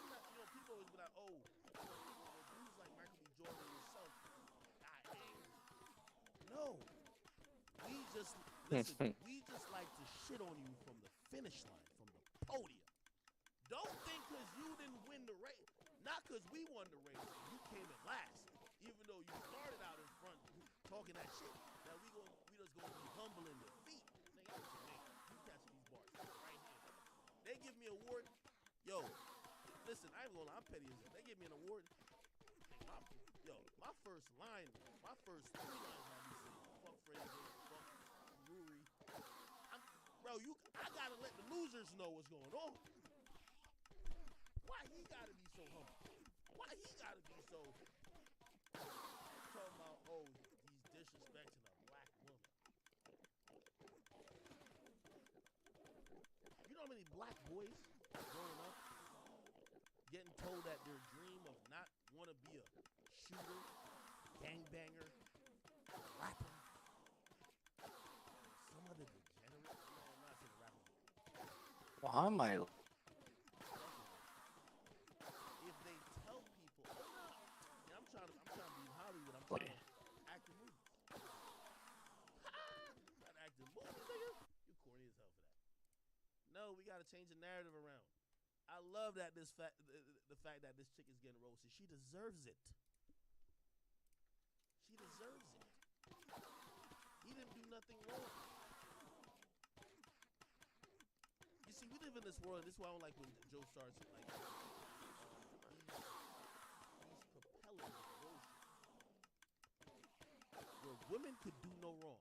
My nigga, you used to, yo, I'm gonna keep it a being with you. If you used to call yourself bullying back in high school, and now I don't care if you're the janitor, right? Say I'm about to win like some award and you're the janitor, bro. Don't even try that. So you trying to interview him, and then Why you is my you connection try to so interview him, and it's What not the like fuck you is just be like, oh hey, I watched the movie and the movie was great. If he just changed the topic from the movie to say, man, fuck that movie though. Remember we went to school together? Remember you were clowning me? That I could be like, all right, maybe you have to go there. Bro, you started off the interview saying we go way back. Nigga, you trying to make it seem to the public like we were fucking with each other. You was bullying me. I gotta let people know. Nigga, you were lame. I'm sorry. But of course, because you're a black woman, you're absolved from it. Now all of a sudden his dating preference, I didn't even know if he dates. Well, I do know apparently he's with the white fucking Borealis. Okay, yep, I don't makes know if sense. historically is his preference. He was with Lori Lori Harvey. Ain't she black? Michael B. Jordan girlfriend. Yeah, I think it's girl now.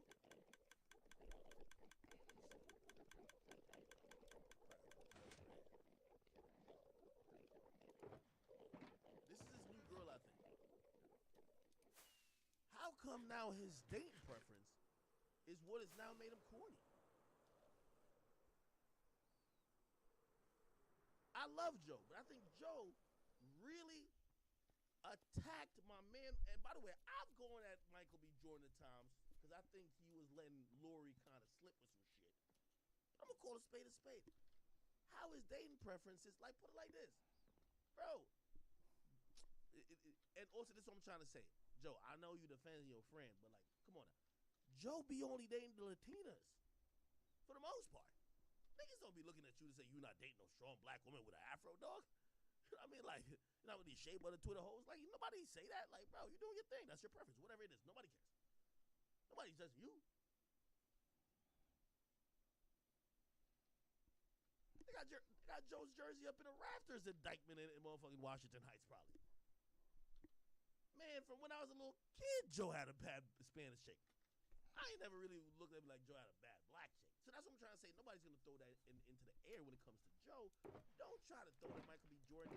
Or maybe it's just, oh, y'all gonna, I know the thing they're going to say, well, Spanish is different. We just don't like when. Bro, why are y'all in the middle of the fucking map, bro? Date your race, Yeah, or you're not going to date your race. Don't try to now we're, like, first of all, most of the Hispanic women, I don't know if you know about the history of some of these countries, they look down.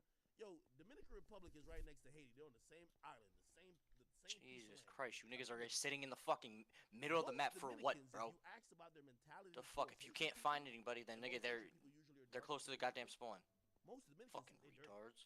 There's huge colorism problem over there. They don't fuck with people of darker complexions. Texture of hair matters. So let's not act like yo Spanish and black is the same. So listen, if you dating out of the race, you dating out of the race. Let's not just make white like its own thing. If you're a black dude dating Spanish chicks, you're just like the black dude that dates white chicks. It's okay. There's nothing wrong with it. By the way, interracial relations or marriages, beautiful. But don't try to throw this man under the bus for his preferences because we would never, and I would never throw anybody like, especially like Joe or anybody else under the bus for their preferences. Here's the problem. Y'all friend L'Oreal is a hater. Is a bully who, listen, most bullies just never end up leveling up beyond the people they were bullying. And people hate when the tables are turned. You ever heard that song? What a day when the tables are turned. Come on. Tables are turned. If I was the person bullying that nigga, I would have not want to interview him because I would imagine he's going to shit on me. But now there's a black woman cloak. How dare you shit on a black woman? What?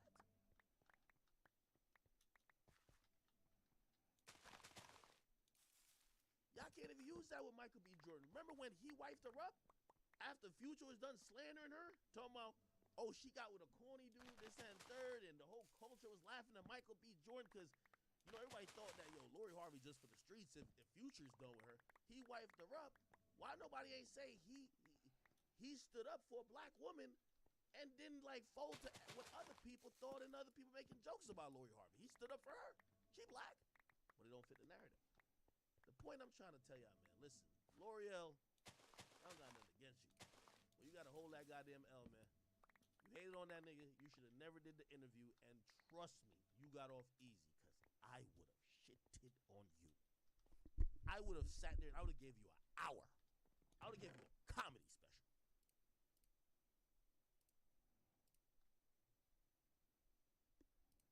And also, because I see somebody just say they pick and choose. You're right, they pick and choose. Okay.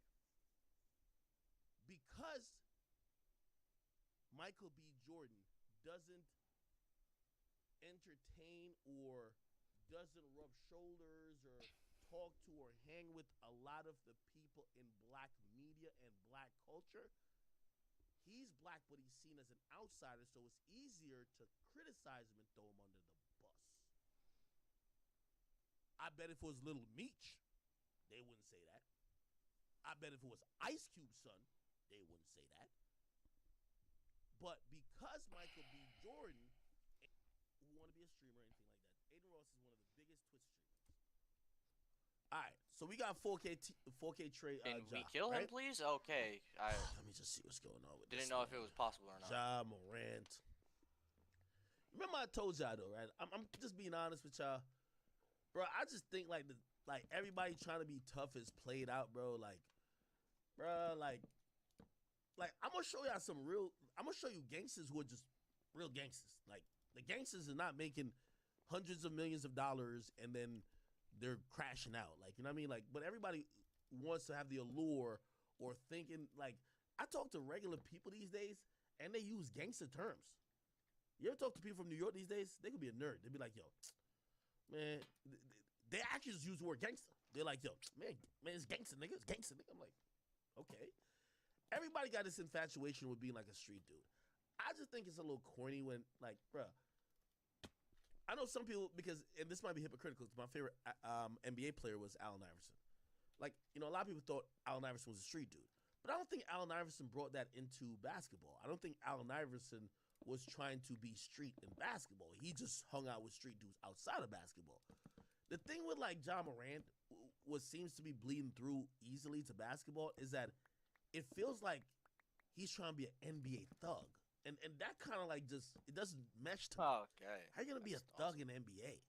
Like, it's the same thing I'm saying about that Nazi BK dude. If you like this savage or whatever you're doing, go do it with the real savages. Like, I want to hear about you. Like, I don't want to hear about you pulling guns on 17-year-olds. Like, there's actual niggas who were probably in Memphis who probably really want some smoke with you. Pull guns on them. Like, I hate when I see the gangsters not doing gangster stuff and you read about it and it's like, bro, just play basketball. Okay, so anyway, the latest thing is that NBA star Ja Morant.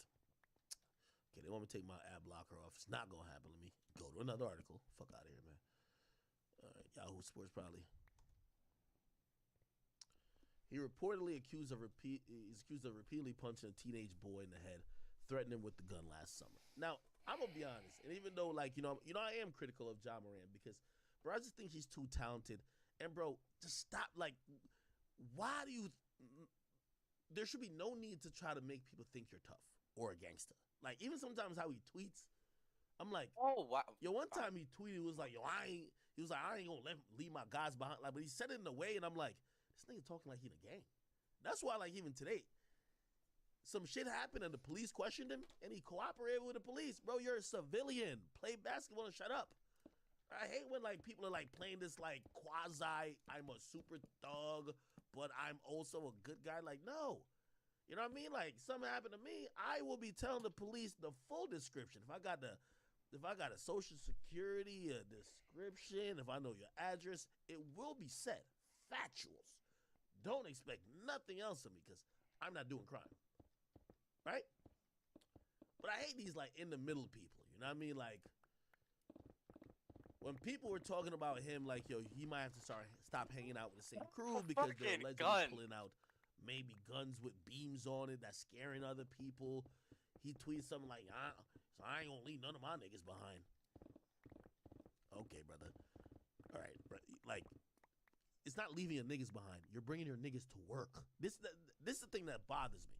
You're bringing your niggas to work. The NBA is your job. It's not the hood. Go on the corner and do all that bullshit, and nobody would care. Y'all doing this shit in NBA arenas. That's corny. Now, anyway, the new thing is he's accused of repeatedly punching a teenage boy in the head and threatening him with a gun last summer. Now, I'm going to be honest with you. That sounds bad, but I need more context. You know why? Man, have y'all watched Bronx Drill and y'all seen Chicago, man? Yo, these kids be 16 and they think they're the most demonic murderers. Sometimes if you treat minors as just their kids, they gonna kill you. Like, kids are killers. So if you are a male, once you hit about 14, 15, if I hear a story that somebody had to open hand slap you, the question I'm gonna ask is, what did you do? Because sometimes these little niggas, not only are they coddled by the law because they're juvenile, so they don't think there's no punishments, some of these dudes really be on that type of timing like any adult. So it sounds crazy when you hear teen, but I usually chill because these days a teen will kill you, nigga. Right there? What are you doing, my nigga? Kill you while he's on You Instagram. niggas are terrible. Y'all just watch this nigga The alleged jump incident over came 4 days after another incident. and ignite the fucking rift. He Y'all allegedly niggas threatened to head suck security ass. at the Memphis Jesus Mall. Both fucking allegations Christ. are emerging after a month of several of his acquaintances allegedly threatening and harassing Pacers staffers with a red laser. In the incident, the teenage boy is 17-year-old. Oh, yeah. Nah. 17-year-old. Y'all don't even need to say 17-year-old. I'm not thinking about him like a minor. I'm going to be honest with you. Reportedly told police, Ja Morant, who turned 23, punched him 12 or 13 times during a pickup game at his house. What? He claimed Morant and a friend hit him so hard, left a large knot on the side of his head, which police observed themselves. So why isn't he charged if police observed the knots? The teenager also reportedly told the Shelby County Sheriff's Office detectives after the fight, Morant went into his house and reemerged with his hand on a gun visible in his waistband of his pants. Bitch ass nigga, Okay, so I stop guess fucking running from me, bitch. Morant has a big property. I would imagine he's a basketball player, a super good one, and he has a court. Niggas come over, they're playing basketball. Something happened. He beat up on a kid. Or let me not call him a kid. Like I'm sorry. I know y'all won't get mad at me for saying, "Oh, why won't you call a 17-year-old a kid?" I'm just saying. I know some 17-year-old. First of all, if you're in any city, 17-year-old people do a lot of crime because that's a special age where you still could get charged as a juvenile. So I'm not gonna just think this is a kid he's beating up. This nigga might be with the shits too. Now, granted, this dude is talking to police though. So they're saying he goes into his house and he gets a gun. That's a little bit interesting and odd. If you already just punched him 12 to 13 times, he has a knot on his head. Why go in your house to get the gun? Okay, but whatever. Moran reportedly told police he'd been acting in self-defense, admitting, "I swung first." Wait, what the fuck? He told police he acted in self-defense, but he admitted he swung No first. fucking way, bro. But believing the boy was the aggressor because he threw a ball. Oh, okay. So the dude threw a ball in his head, stepped up, pulled up his pants. The boy, however, blah, blah, said he was checking the ball to Morant, who had thrown the ball hard at him first. Okay, so this is this kind of basketball shit. You know when you just throw a ball hard at somebody, they throw it back at you? I guess that happened. Morant probably thought that dude was doing some other stuff, beat him up, whatever. Morant also reportedly claimed the boy shouted, "I'm going to come back and light this place up like fireworks." Well, if there's corroborating witnesses, if there's witnesses corroborating the story, yeah, nothing's going to come out of it, especially in a place like Memphis, Tennessee. One of the things I've learned, I think I've told you guys this story maybe a couple times, and this is why, like, even online, usually when people threaten you, they're not going to do nothing, right? Like, they'll be like, "Yo, when I see you, I'm gonna do something. When I see you, I'm gonna slap you." They're probably not gonna slap you. Or when I see you, I'm gonna shoot you. I don't know who be saying that. Well, actually, some dumb niggas say that. They're probably not gonna do it if they have any sense. And the reason why I say that is that when you threaten someone, especially if they're at their own property, they can defend themselves in many states. My boy caught an attempted murder charge, right? He caught an attempted murder charge. He hit a dude in the head with a baseball bat. The case eventually got dropped. I'm going to tell you why it got dropped. Number one, and I learned this, and you should probably take this part of the story to possibly help you out if you live alone or have a property. In court and in pretrial like motion and shit, they did have to prove on the property were many obvious and visible signs that said no trespassing. What does that mean? If the guy was on the property, right? So like it was like a small property. So like he just walked from the street like right up to the door, right? And everybody was there and some shit happened. Essentially, that sign being there basically meant that he wasn't invited, so he was already not necessarily breaking the law, but he's trespassing, right? Cool. The next thing, because by the way, the dude was in a coma, so he got hit in the head with a baseball bat. He was in a coma for like 4 or 5 days. He did survive, but my boy got charged with attempted murder. The way he beat it was because of the sign. Also, here's the thing: there were 2 other people there that supposedly said, this is what happened. The dude said to my boy, like, because the dude really pulled up on my boy to say, yo, I heard you fucking with this girl who's fucking with me. My boy's like, bro, like, what are you talking about? Like, you come over here, like trying to press me on a girl. Like, bro, I ain't rocking with this chick like that, whatever. They're having a conversation over the girl, right? Then this is what happens. The dude says, yo, I bet. Yo, when I come back on this block, y'all better not be outside. Okay? That's exactly what he said. And by the way, that threat alone got my boy off.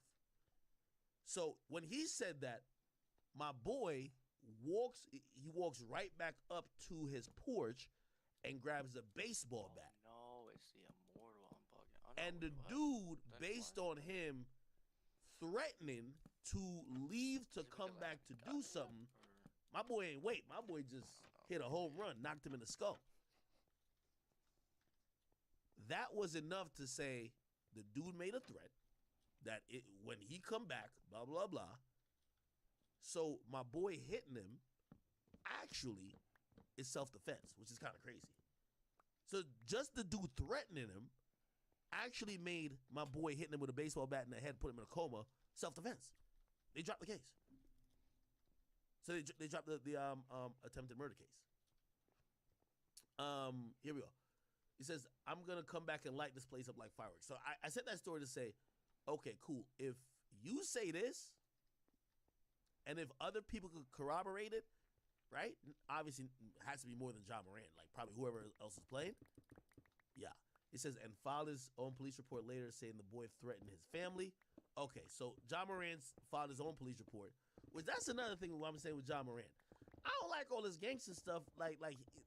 He's positioning himself like he's like some gangster. When I'm like, yo, bro, you're doing the right thing like a civilian, like I would do. You're filing police reports. You're saying people are threatening you. You're a civilian. So imagine I was acting super tough, like, yo, if niggas want to get it in, they can get, like, I feel like he'd just be acting like a gangster, my nigga. I don't know. Now, it's a difference between acting like a gangster or just being a man. Now, if he on some shit like, man, I ain't scared of none of y'all in here. Like, I came from the worst. It is what it is. That's not the vibe I get from John Moran. John Moran seemed like he be on some, or he be trying to get people to believe like he's some hood nigga who's a gangster. You get what I mean? It's different from saying I'm a man. I hope that didn't go over your head. Anyway, look. Okay. John Moran filed a police report. That's a civilian. It's fine. I would do the same thing. Local prosecutors reportedly reviewed the case and declined to file charges. By the way, obviously the local prosecutors are going to be a little bit biased too. John Moran is the star of Memphis, the Grizzlies.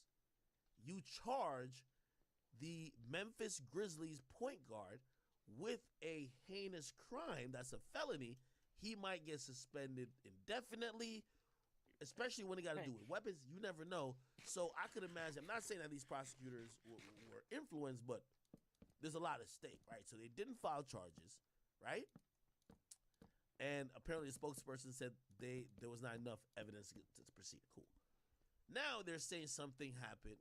Wow, okay, he has a shotgun. That's fucking awesome. Good shit, yo. Honestly, I gotta give it to you. He was alleged to have threatened the head of security during an altercation in the parking lot. What are with you a member doing, of Moran's bro? group allegedly You just shoving watched this him- nigga ignite shoving the him rift. in the Oh head. my No god, arrest you're was fucking made. useless. Good The job, incident though. occurred Honestly, after hands Moran's down. I mother gotta give it to you. got in a dispute with an employee at Finish Line, then called Moran. So his mama gotten some issues at Finish Line, called Ja. And by the way, ain't this a good playoff?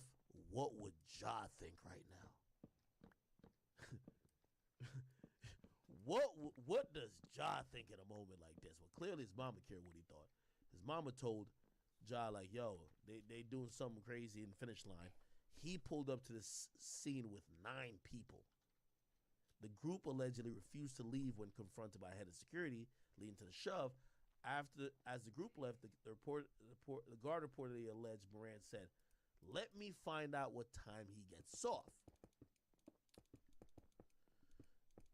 Okay. Now, as much as I've said about John Moran, I'm still going to give him the benefit of the doubt a little bit because he doesn't have no charges. If this nigga really is getting it in like that, there's gonna be a charge. There's nobody yeah, he beat up the kid, but he got off of it, no charges. You could say the prosecutor's office in Memphis is protecting him, but there is no charges, right? His agent said the allegations are just gossip. They said the allegations are substantiated rumors and gossip being put out by people motivated to tear Ja down and tarnish his reputation for their own financial gain. Now, this is why, this is another thing I would also say to John Moran.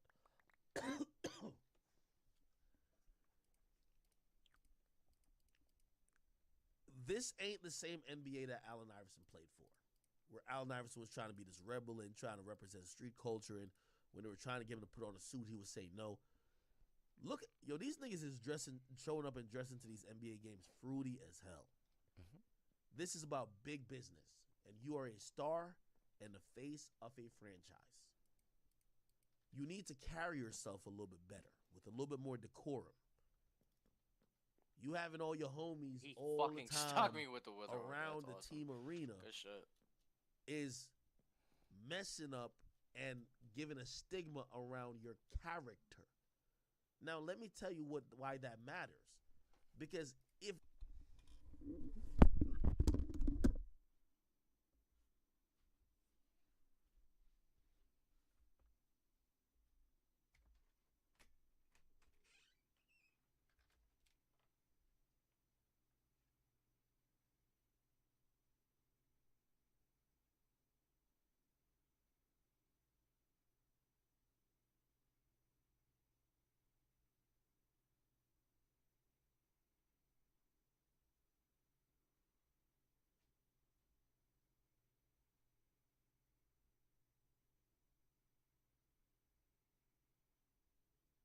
God damn it, bro.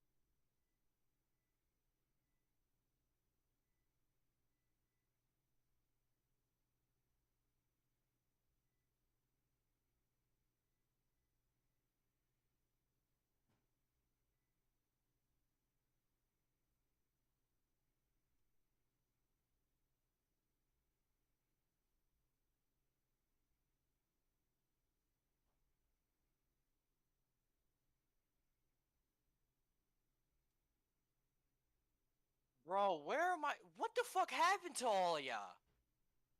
What the fuck are y'all doing?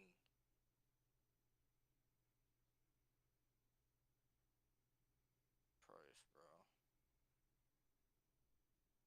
You niggas are getting dismantled right now.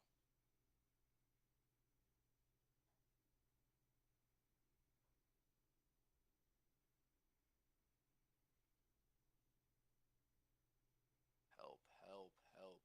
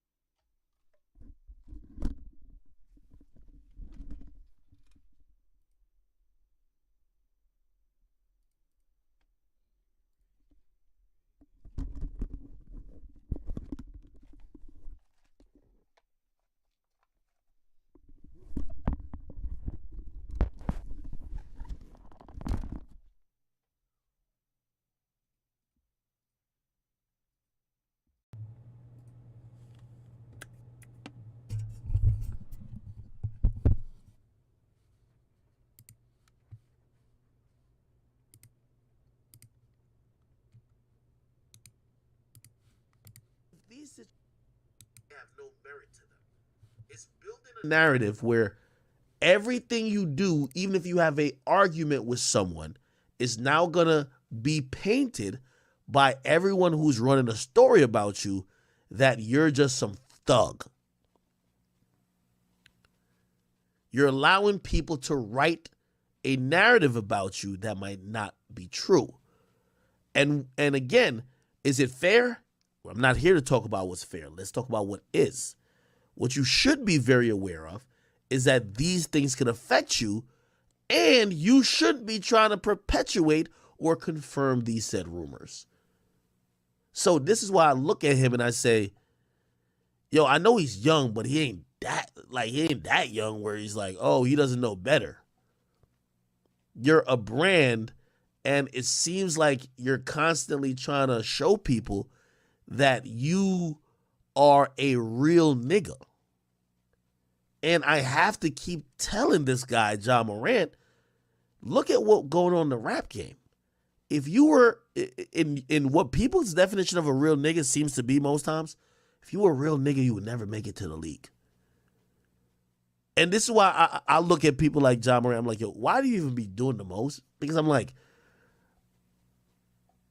bro, if you really like that, you're not talking to the police, period. But you got to talk to the police. You know why? Because your job, if you get charged on some shit, your job is at jeopardy. So you got to cooperate with the police.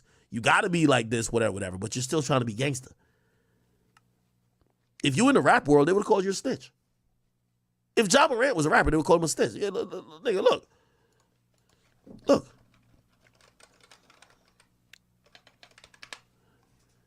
If Ja Morant was a rapper and you read this about him, in an interview with police, Ja Morant said he acted in self-defense. He told the police the boys said this, blah, blah, blah, blah. Bruh. They would have called you snitching. You know how this hip-hop shit works. I'm only saying this, and I'm a little repulsed by his actions sometimes, because when rappers, that's how they make money. They actually have to tell you that the streets make sense and that being a street nigga is the cool thing, because that's what your perception of them is, that they could still have the litness to make money. Ja Morant is a basketball player. He's not making no money off trying his best to portray like he's just a real nigga. So I look at him like, yo, why is he doing it? It just sounds stupid to me. Anyway, pray for 4K Trey, Ja. Eventually, and I hate to predict this, he's gonna have to bust that gun. Unless he's just NBA tough. Like, he's one of them niggas who he think he's the only street dude from the NBA, so he's just acting tough with NBA players. But if he really moving like this in Memphis and he's hanging around people and thinking that he's like that and quick to pull out a gun, his homies got guns with beams on it. The thing about being a tough guy, there's always somebody, it's not about being tough, it's being dumb. There's always somebody dumber. So I'm hoping he course corrects, right? You know, shit. A lot of people course corrects before they end up in a situation they can't change. But for right now, I look at him and I'm like, nigga, go work on your jump shot, nigga. Work on shooting outside 25 feet, nigga. Okay? Like, maybe you go with shooting a pistol like 25 yards away or 25 feet away, but your jump shot, nigga, is not that thing right now. You're a slasher. Anyway, pray for him, bro. Let me see. What else is going on, people?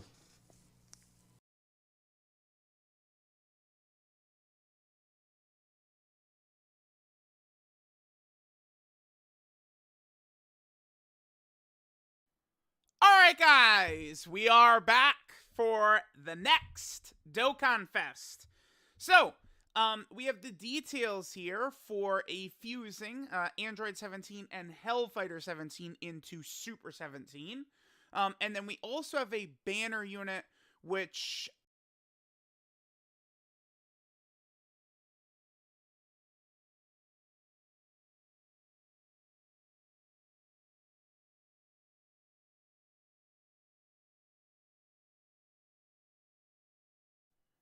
All right, guys, we are back for another Dokkan Battle video. Now, I do want to finish up the world tour for Physical Super Vegito. Kind of an unfortunate release during this 8th anniversary. Basically, every other character released, it just feels very powerful. I mean, besides, I think the two banner units, the Gotenks and Piccolo and the Ice and Nova are pretty underwhelming as well. But, like, all these EZAs, right, are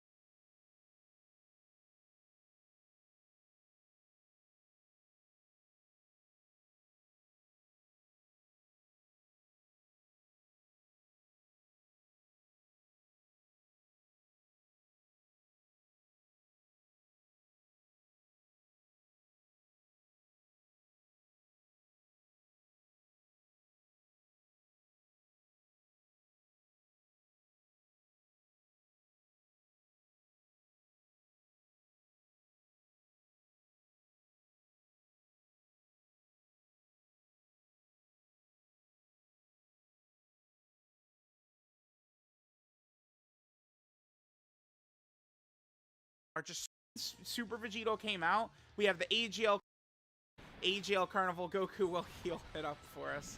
God damn it. Yeah, I mean, it's so good that he could tank every normal, but then 200k. I mean, he's got type advantage. That's not really so bad. Crit, brother. You ever heard of critting? I just, damn, like, man, why would you run this guy? Like, why would you run him? He does no damage. And it's like he could tank normals, but like all the good characters can do that, right? Like if physical, man, I don't want to say that. I don't want to say this, but Physical Super Vegito, his EZA would have been so good if he came out during the 7th anniversary, man. Cause listen, during the 7th anniversary.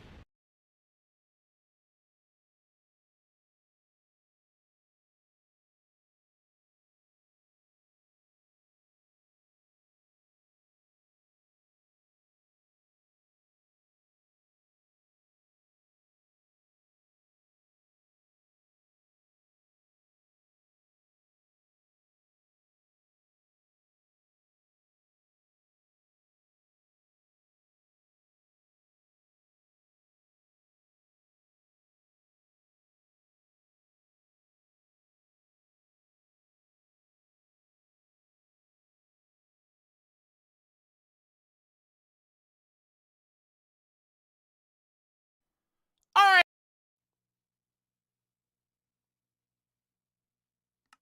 All right, cool.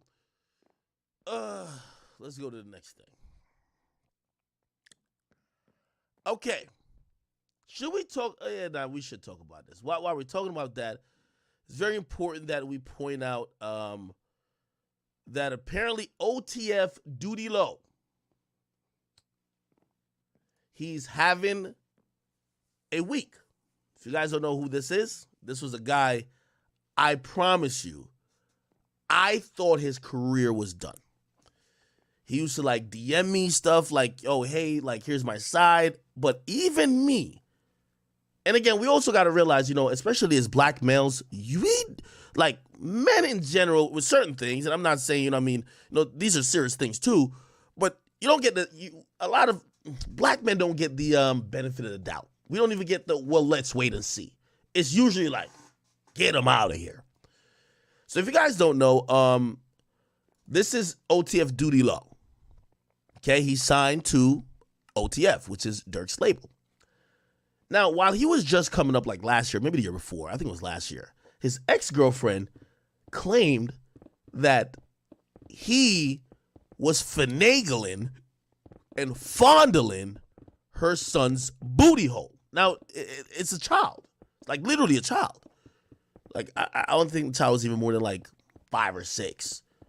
Essentially, his ex-girlfriend was calling him a pedophile. Okay?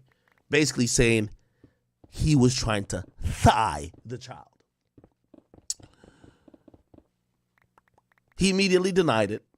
But obviously, people in these situations look at how heinous and how egregious and how disgusting these allegations are and say instantly, yo, brother, we just can't rock with you. And at that moment when this was happening and she was going live a bunch of times, like, you know, kind of like, yo, like recording her son, kind of saying certain stuff and like whatever. And Shade Room was covering it. And I said to myself, this nigga is done. And I had a countdown in my mind silently. And I said, Dirk got to drop this guy because it's over. But he did kind of try to say side. But this is why, you know, these days we're in an interesting time. He tried to say, no, that didn't happen. Yo, she set me up. Yo, she's lying. Like, yo, I didn't do it. You know what I mean? And you know what we said? Yeah, all right, nigga. They all say that. I didn't believe him at all.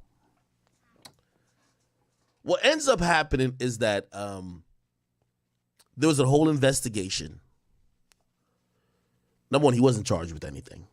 But number two, he eventually sued her because she was cooperating with police and making certain statements, proclaiming what he did that she knew as a fact while he said he didn't know. Now, he did have some proof, but again, the problem with these type of situations, the crime is so disgusting, we just want to say off with his neck. What happened recently, almost a year after, you know, pretty much his name kind of got cleared, his ex got locked up for making false statements to police and perhaps some, and I think perjury as well. We're going to look at the charges. He wrote this on Instagram. He says, this was a long, stressful milestone in my life. Throughout the trials and tribulations, I stood tall after all the lies and backlash. Shout out to Ariel SQ305. My attorney was up sleepless nights answering the phone. Any time of the night, I love my team. Stop playing my name. First in history, justice. First time being served from a scorned woman who tried to ruin me. Cancel her. Stay blessed. He says the 11 we holding up is for 11 million. So he sued her for defamation because not only did she try to get him locked up, she went online as well and proclaimed him to be a pedophile. Apparently, you know, obviously he didn't get charged, but it was apparently proven that what she said about him publicly was defamatory. And he was awarded $11 million in this lawsuit. This is very rare, and we don't see these things at all. Anyway, she was arrested recently, his ex, and it says the description is contradictory statements, official proceedings, and it says perjury, official proceedings. Okay? This is a picture of her getting locked up. If you scroll up on my page, you will see the video of her getting locked up here.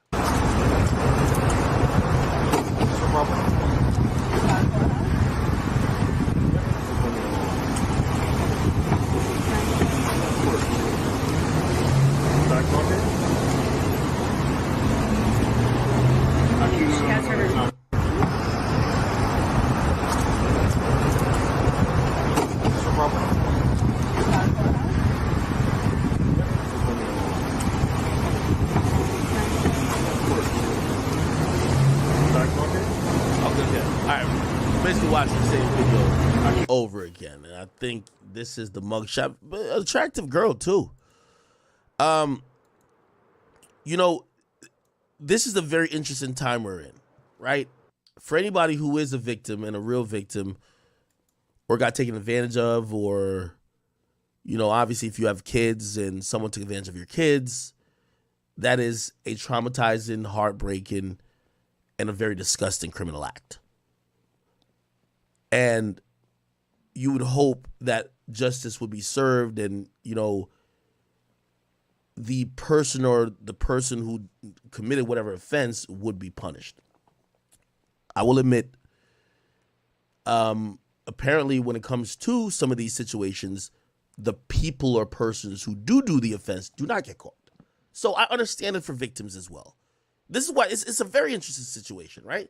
For victims, they're like, well, most times the person who did do it, there's not enough proof to punish them. But then there are certain people, and I don't know what the percentages are on either or whatever. There's certain people and certain women who weaponize and are down to weaponize the police over a man.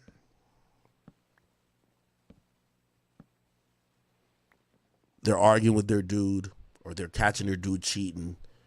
They threw all your clothes out the window. They bleached everything. Y'all get in the argument, but you ain't touch her. You about to leave or some shit. She threatens to call the cops on you. Or she shows up to the house. It's your house, but she's living with you. Now she wants you to leave out of your own place. You're like, I'm not leaving. I'm paying the bills here. Well, I'm gonna call the cops and say you hit me. The police unilaterally are gonna believe the woman. Men usually are on the defense. My mom upstairs, she could tell you. If I've ever been in an argument with a woman, number one, I love calling her. Only women can save you at that point. As a man, you're defenseless. So if you're arguing with a woman, it's getting tense. And here's the thing with women too. They know they're so protected. A woman will, say a woman catches you cheating. You ain't shit, blah, blah, blah, blah, blah. She'll fucking punch you in the mouth. Bang! You just got hit in the mouth. What the fuck? Yo, chill. You can't hit her. Don't hit her, fellas. Don't do it. But you're like, yo, chill. By the way, you also got to be careful grabbing her. If she's one of these little red bone tender bonies, they bruise easily. You don't even want to touch her or even try to restrain her. Because as soon as you let go of her, she's running to that bathroom to take pictures of that bruise. Because they know what's going on. So you got to just literally duck, bob, weave. Like, you know what mama says? And this is the most pussy thing to do. Run out of the house. Run into the middle of the streets. Keep your camera phone on. Only way. Run away. That is the case when it comes to like domestic violence. It's very hard to deal with those situations when sometimes, a woman takes advantage of, what people assume situations to be, and they'll get violent with you. So they'll slap you, they'll spit on you, they'll punch you in the mouth. If you touch them, they're like, I'm calling the cops. Right? So some women know how to play the game and play the system. Now, granted, this is a little bit different because accusation of child molestation is very serious, or accusation of any sexual assault is very serious. Right? And I don't know what their situation was. And I don't even want to assume, but I hope it's not this. I've seen women, when they realize that a relationship won't work, resort to then allegations or threaten you with allegations to keep you in line. She find out you keep fucking with that same girl she don't like. It's the third time she caught you cheating. You're trying to leave. She gonna pull it out like a yellow card in soccer. Yo, hey, I'll get your ass locked up. In a lot of toxic relationships, you got to sit there. Now, this is if, again, these are the worst extremes of where people ain't victims, but they're using the thought and theory a lot of times that the woman is usually the victim, but they're using it and weaponized against men. So she got locked up. By the way, beautiful girl too. My theory is this. That nigga was either cheating or he was about to dip. And when you ever broke up with a girl or cheated on a girl, or y'all ended on bad terms, first thing she says, that nigga dick little. Second thing she gonna say, I ain't gonna lie, that nigga gay. What did Fabio Foreign's girl say? Yo, he was fucking me and we're fucking and he says, give me that dick. So you're coming out now to tell us that you were fucking what you believe is a gay man and you continue to do it for years and even have kids with the gay man. But now you want to expose the gay man to the public. Make that make sense. By the way, she also came out later to say she was lying.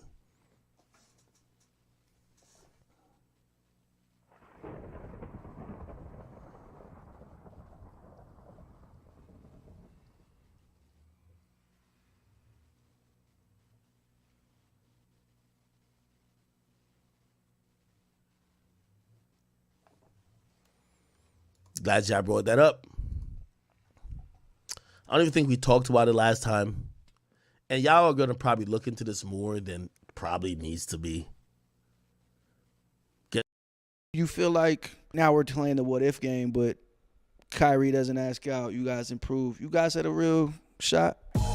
Welcome back to the Etceteras. As always, I'm your host, Eddie Gonzalez. I'm joined by the newest member of the Phoenix Suns, Kevin Durant. In the Valley. In the Valley. We're here in the desert. First show in the Valley.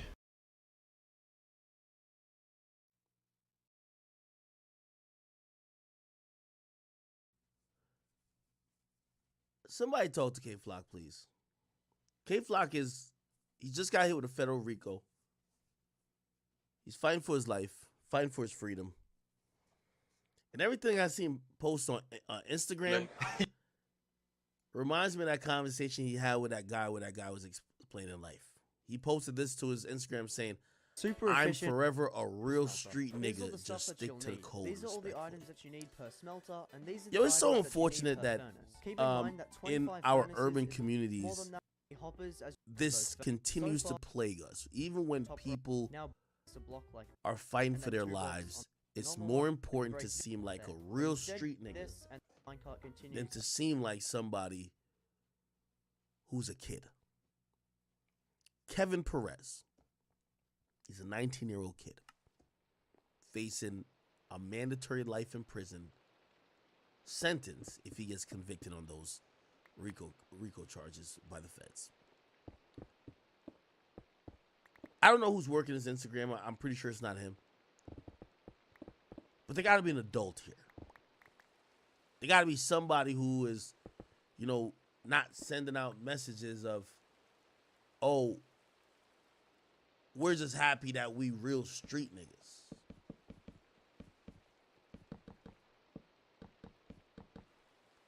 They posted this clip, and if you listen to the clip, I done see rappers get up, act like they don't know niggas. For me, I don't know, that shit weird to me. I'm just a regular street nigga. For me, I'm a forever a real street nigga. So I go with the codes, you heard? The sad part about this is that if you read this in a vacuum, it feels like the journey of the regular street nigga is lit. And I just can't see it. Maybe, y'all right, I'm pussy. I am the leader of the PNA. But I just can't seem to fathom, I can't grasp the idea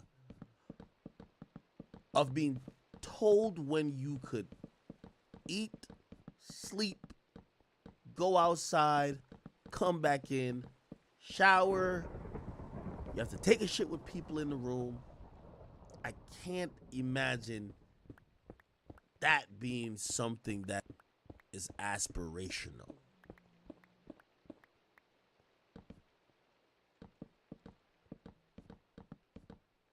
Being a real street nigga led K-Flock to Rikers Island or MDC, wherever he's at, with no foreseeable timeline of him being released. To me, that's sad.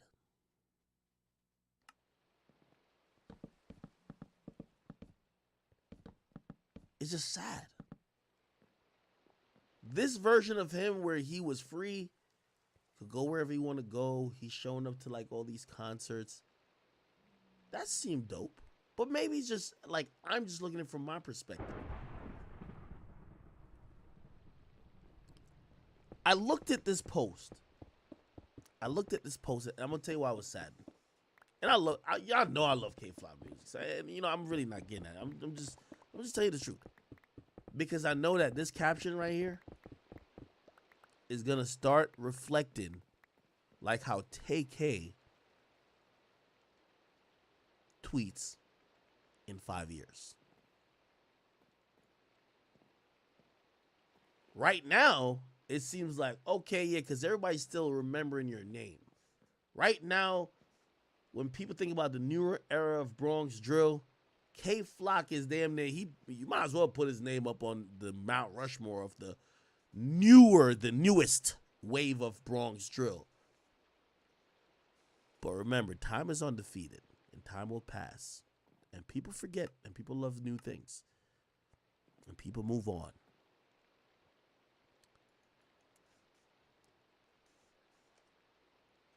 Just go to TK Twitter. This is all the reminder you need.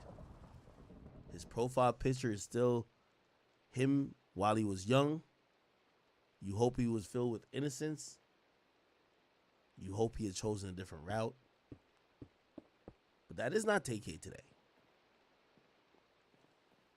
TK's not a teenager who just, he's a man, but he's behind bars. He's not this kid in the picture no more. He used to look like this. He's tweeting out things like this. I'm staying alive for my fans.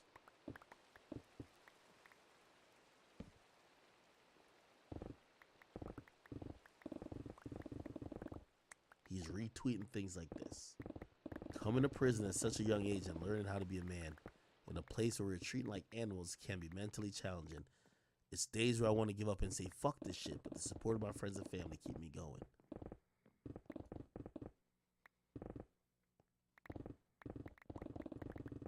This is his greatest accomplishment. He's saying he's conquering these walls.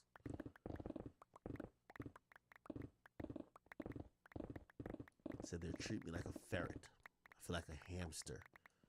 I'm at war within. I say that because what the drill movement, and I thought people would, but here's the thing. Most of the drill shit is for the youngest and most impressionable mind. Now, there's older people who watch it, but they'll watch it like on some voyeuristic shit. They're not going to do it. There's the people that going to do it. And when it comes to like this TK stuff and like even what's his name again? K-Flock. It's easy to tweet that you're a real street nigga right now. You've been locked up for a year.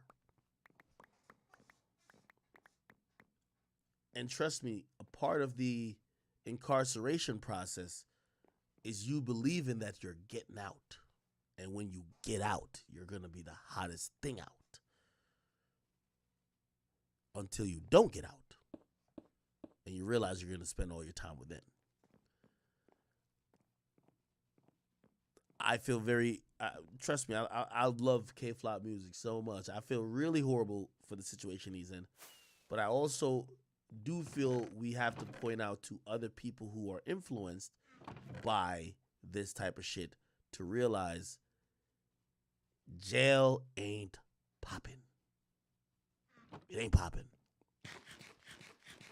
Let me see if I can find this thing. Because I see too many people taking these, like, you know, and people talk about, like, influences and shit like that. Wait, do I have it on here? I was being put on game yesterday. Oh, Inum Guts, thank you for the additional subs. Oh, damn, 10 gifted. Inum Guts EBK going crazy. Playful Anxiety, thank you for the 2 gifted. 6 Am Ray, thank you for the 5 gifted, and also Jinx, thank you for another 10. Holy, you guys are MVPs. I'm gonna have to probably step out into the other room to kind of like get this link because I think that's a different Discord on that computer. But I want to show you. Somebody was putting me on game yesterday. It was actually annoying. He was just like, "Yo, bro."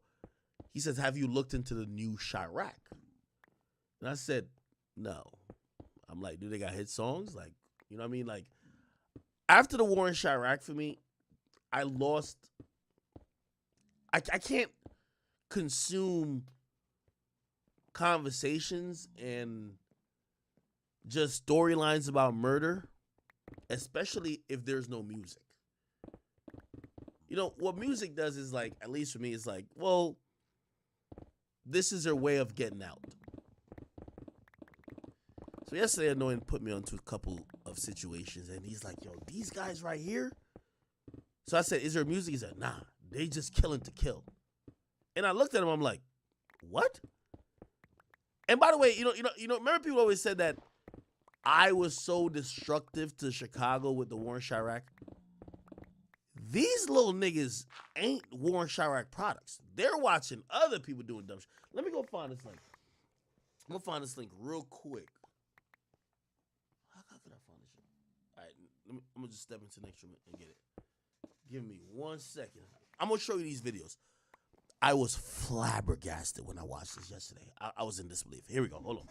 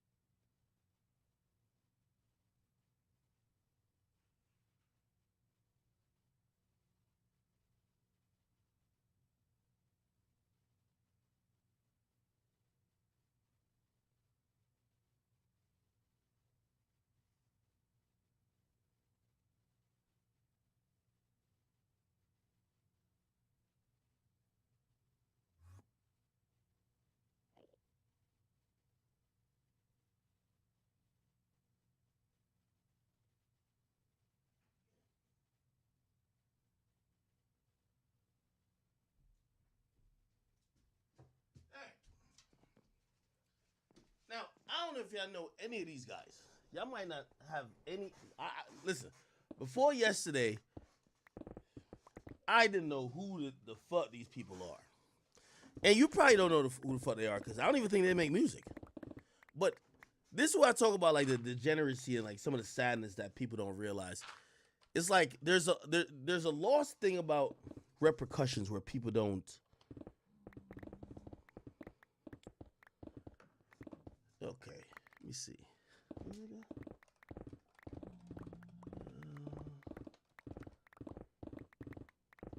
it like that? Let me see. Here we go.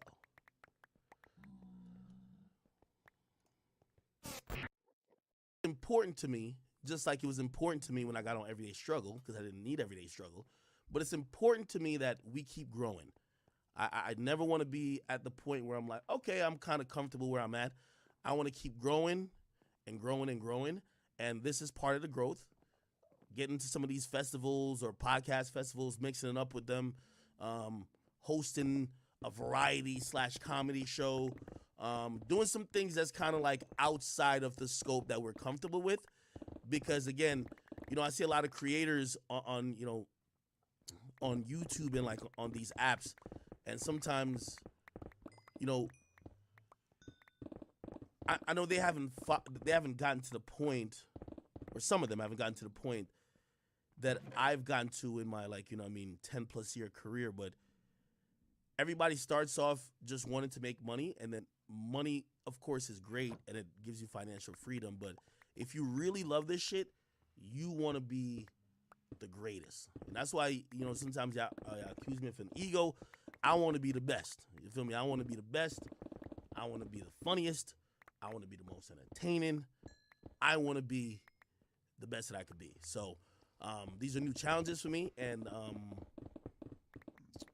I'm very happy to have y'all, because I know y'all like the most, y'all are the most supportive audience in the world. that even if I fall, y'all still catch me. So these are the new things, and I know y'all see Diddy and which I don't know if you know, yo, Diddy and Young Miami gonna be here, and the nigga with the BBL, Saucy Santana. Oh my God, yo, I'm gonna ask Charleston White. You know what I'm gonna ask Charleston White for, right?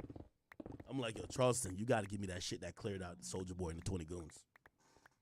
So anyway, just 3 dates. I want you guys to, again, if you guys ever wanted to meet me, I've never done a meetup. I've never done anything live. That's why I'm nervous. I'm super nervous. The Roots Picnic is in June.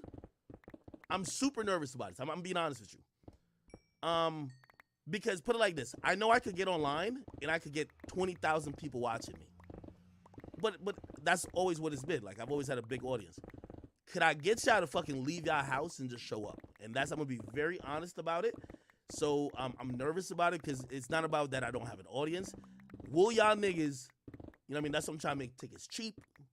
Will y'all niggas show up and come sit in the fucking theater and kick it with me and vibe out? I hope that's the case. All right.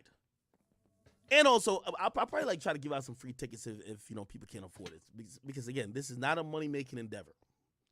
You know, I got off the phone with Charleston White's people, and I told him, I said, listen, whatever Charleston White wants, I'll pay him. I'm not looking to make money on the event. I'm probably gonna lose on the event, but I don't give a fuck.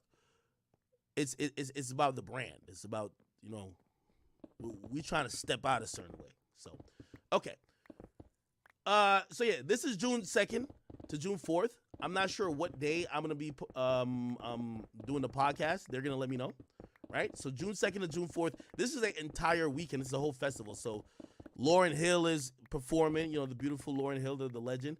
Dave Chappelle is also doing comedy, right? You have Diddy. I'm pretty sure Diddy's gonna have like a whole fucking act. You have Uzi. Oh shit, Uzi's there. Maybe I'll try to ask Uzi if you want to do my pod then. Got drama there? Okay, this is kind of cool. I fuck with drama. I like Ari Lennox, but I don't know. She might not like me. Oh, I love Glorilla. You know, I've never connected with Glorilla yet. I like Glorilla, though. I feel like I've been giving her a lot of props. Who else is on this lineup? We're getting a State Property Reunion, Beanie Siegel, Freeway, Young Guns. Holy, okay.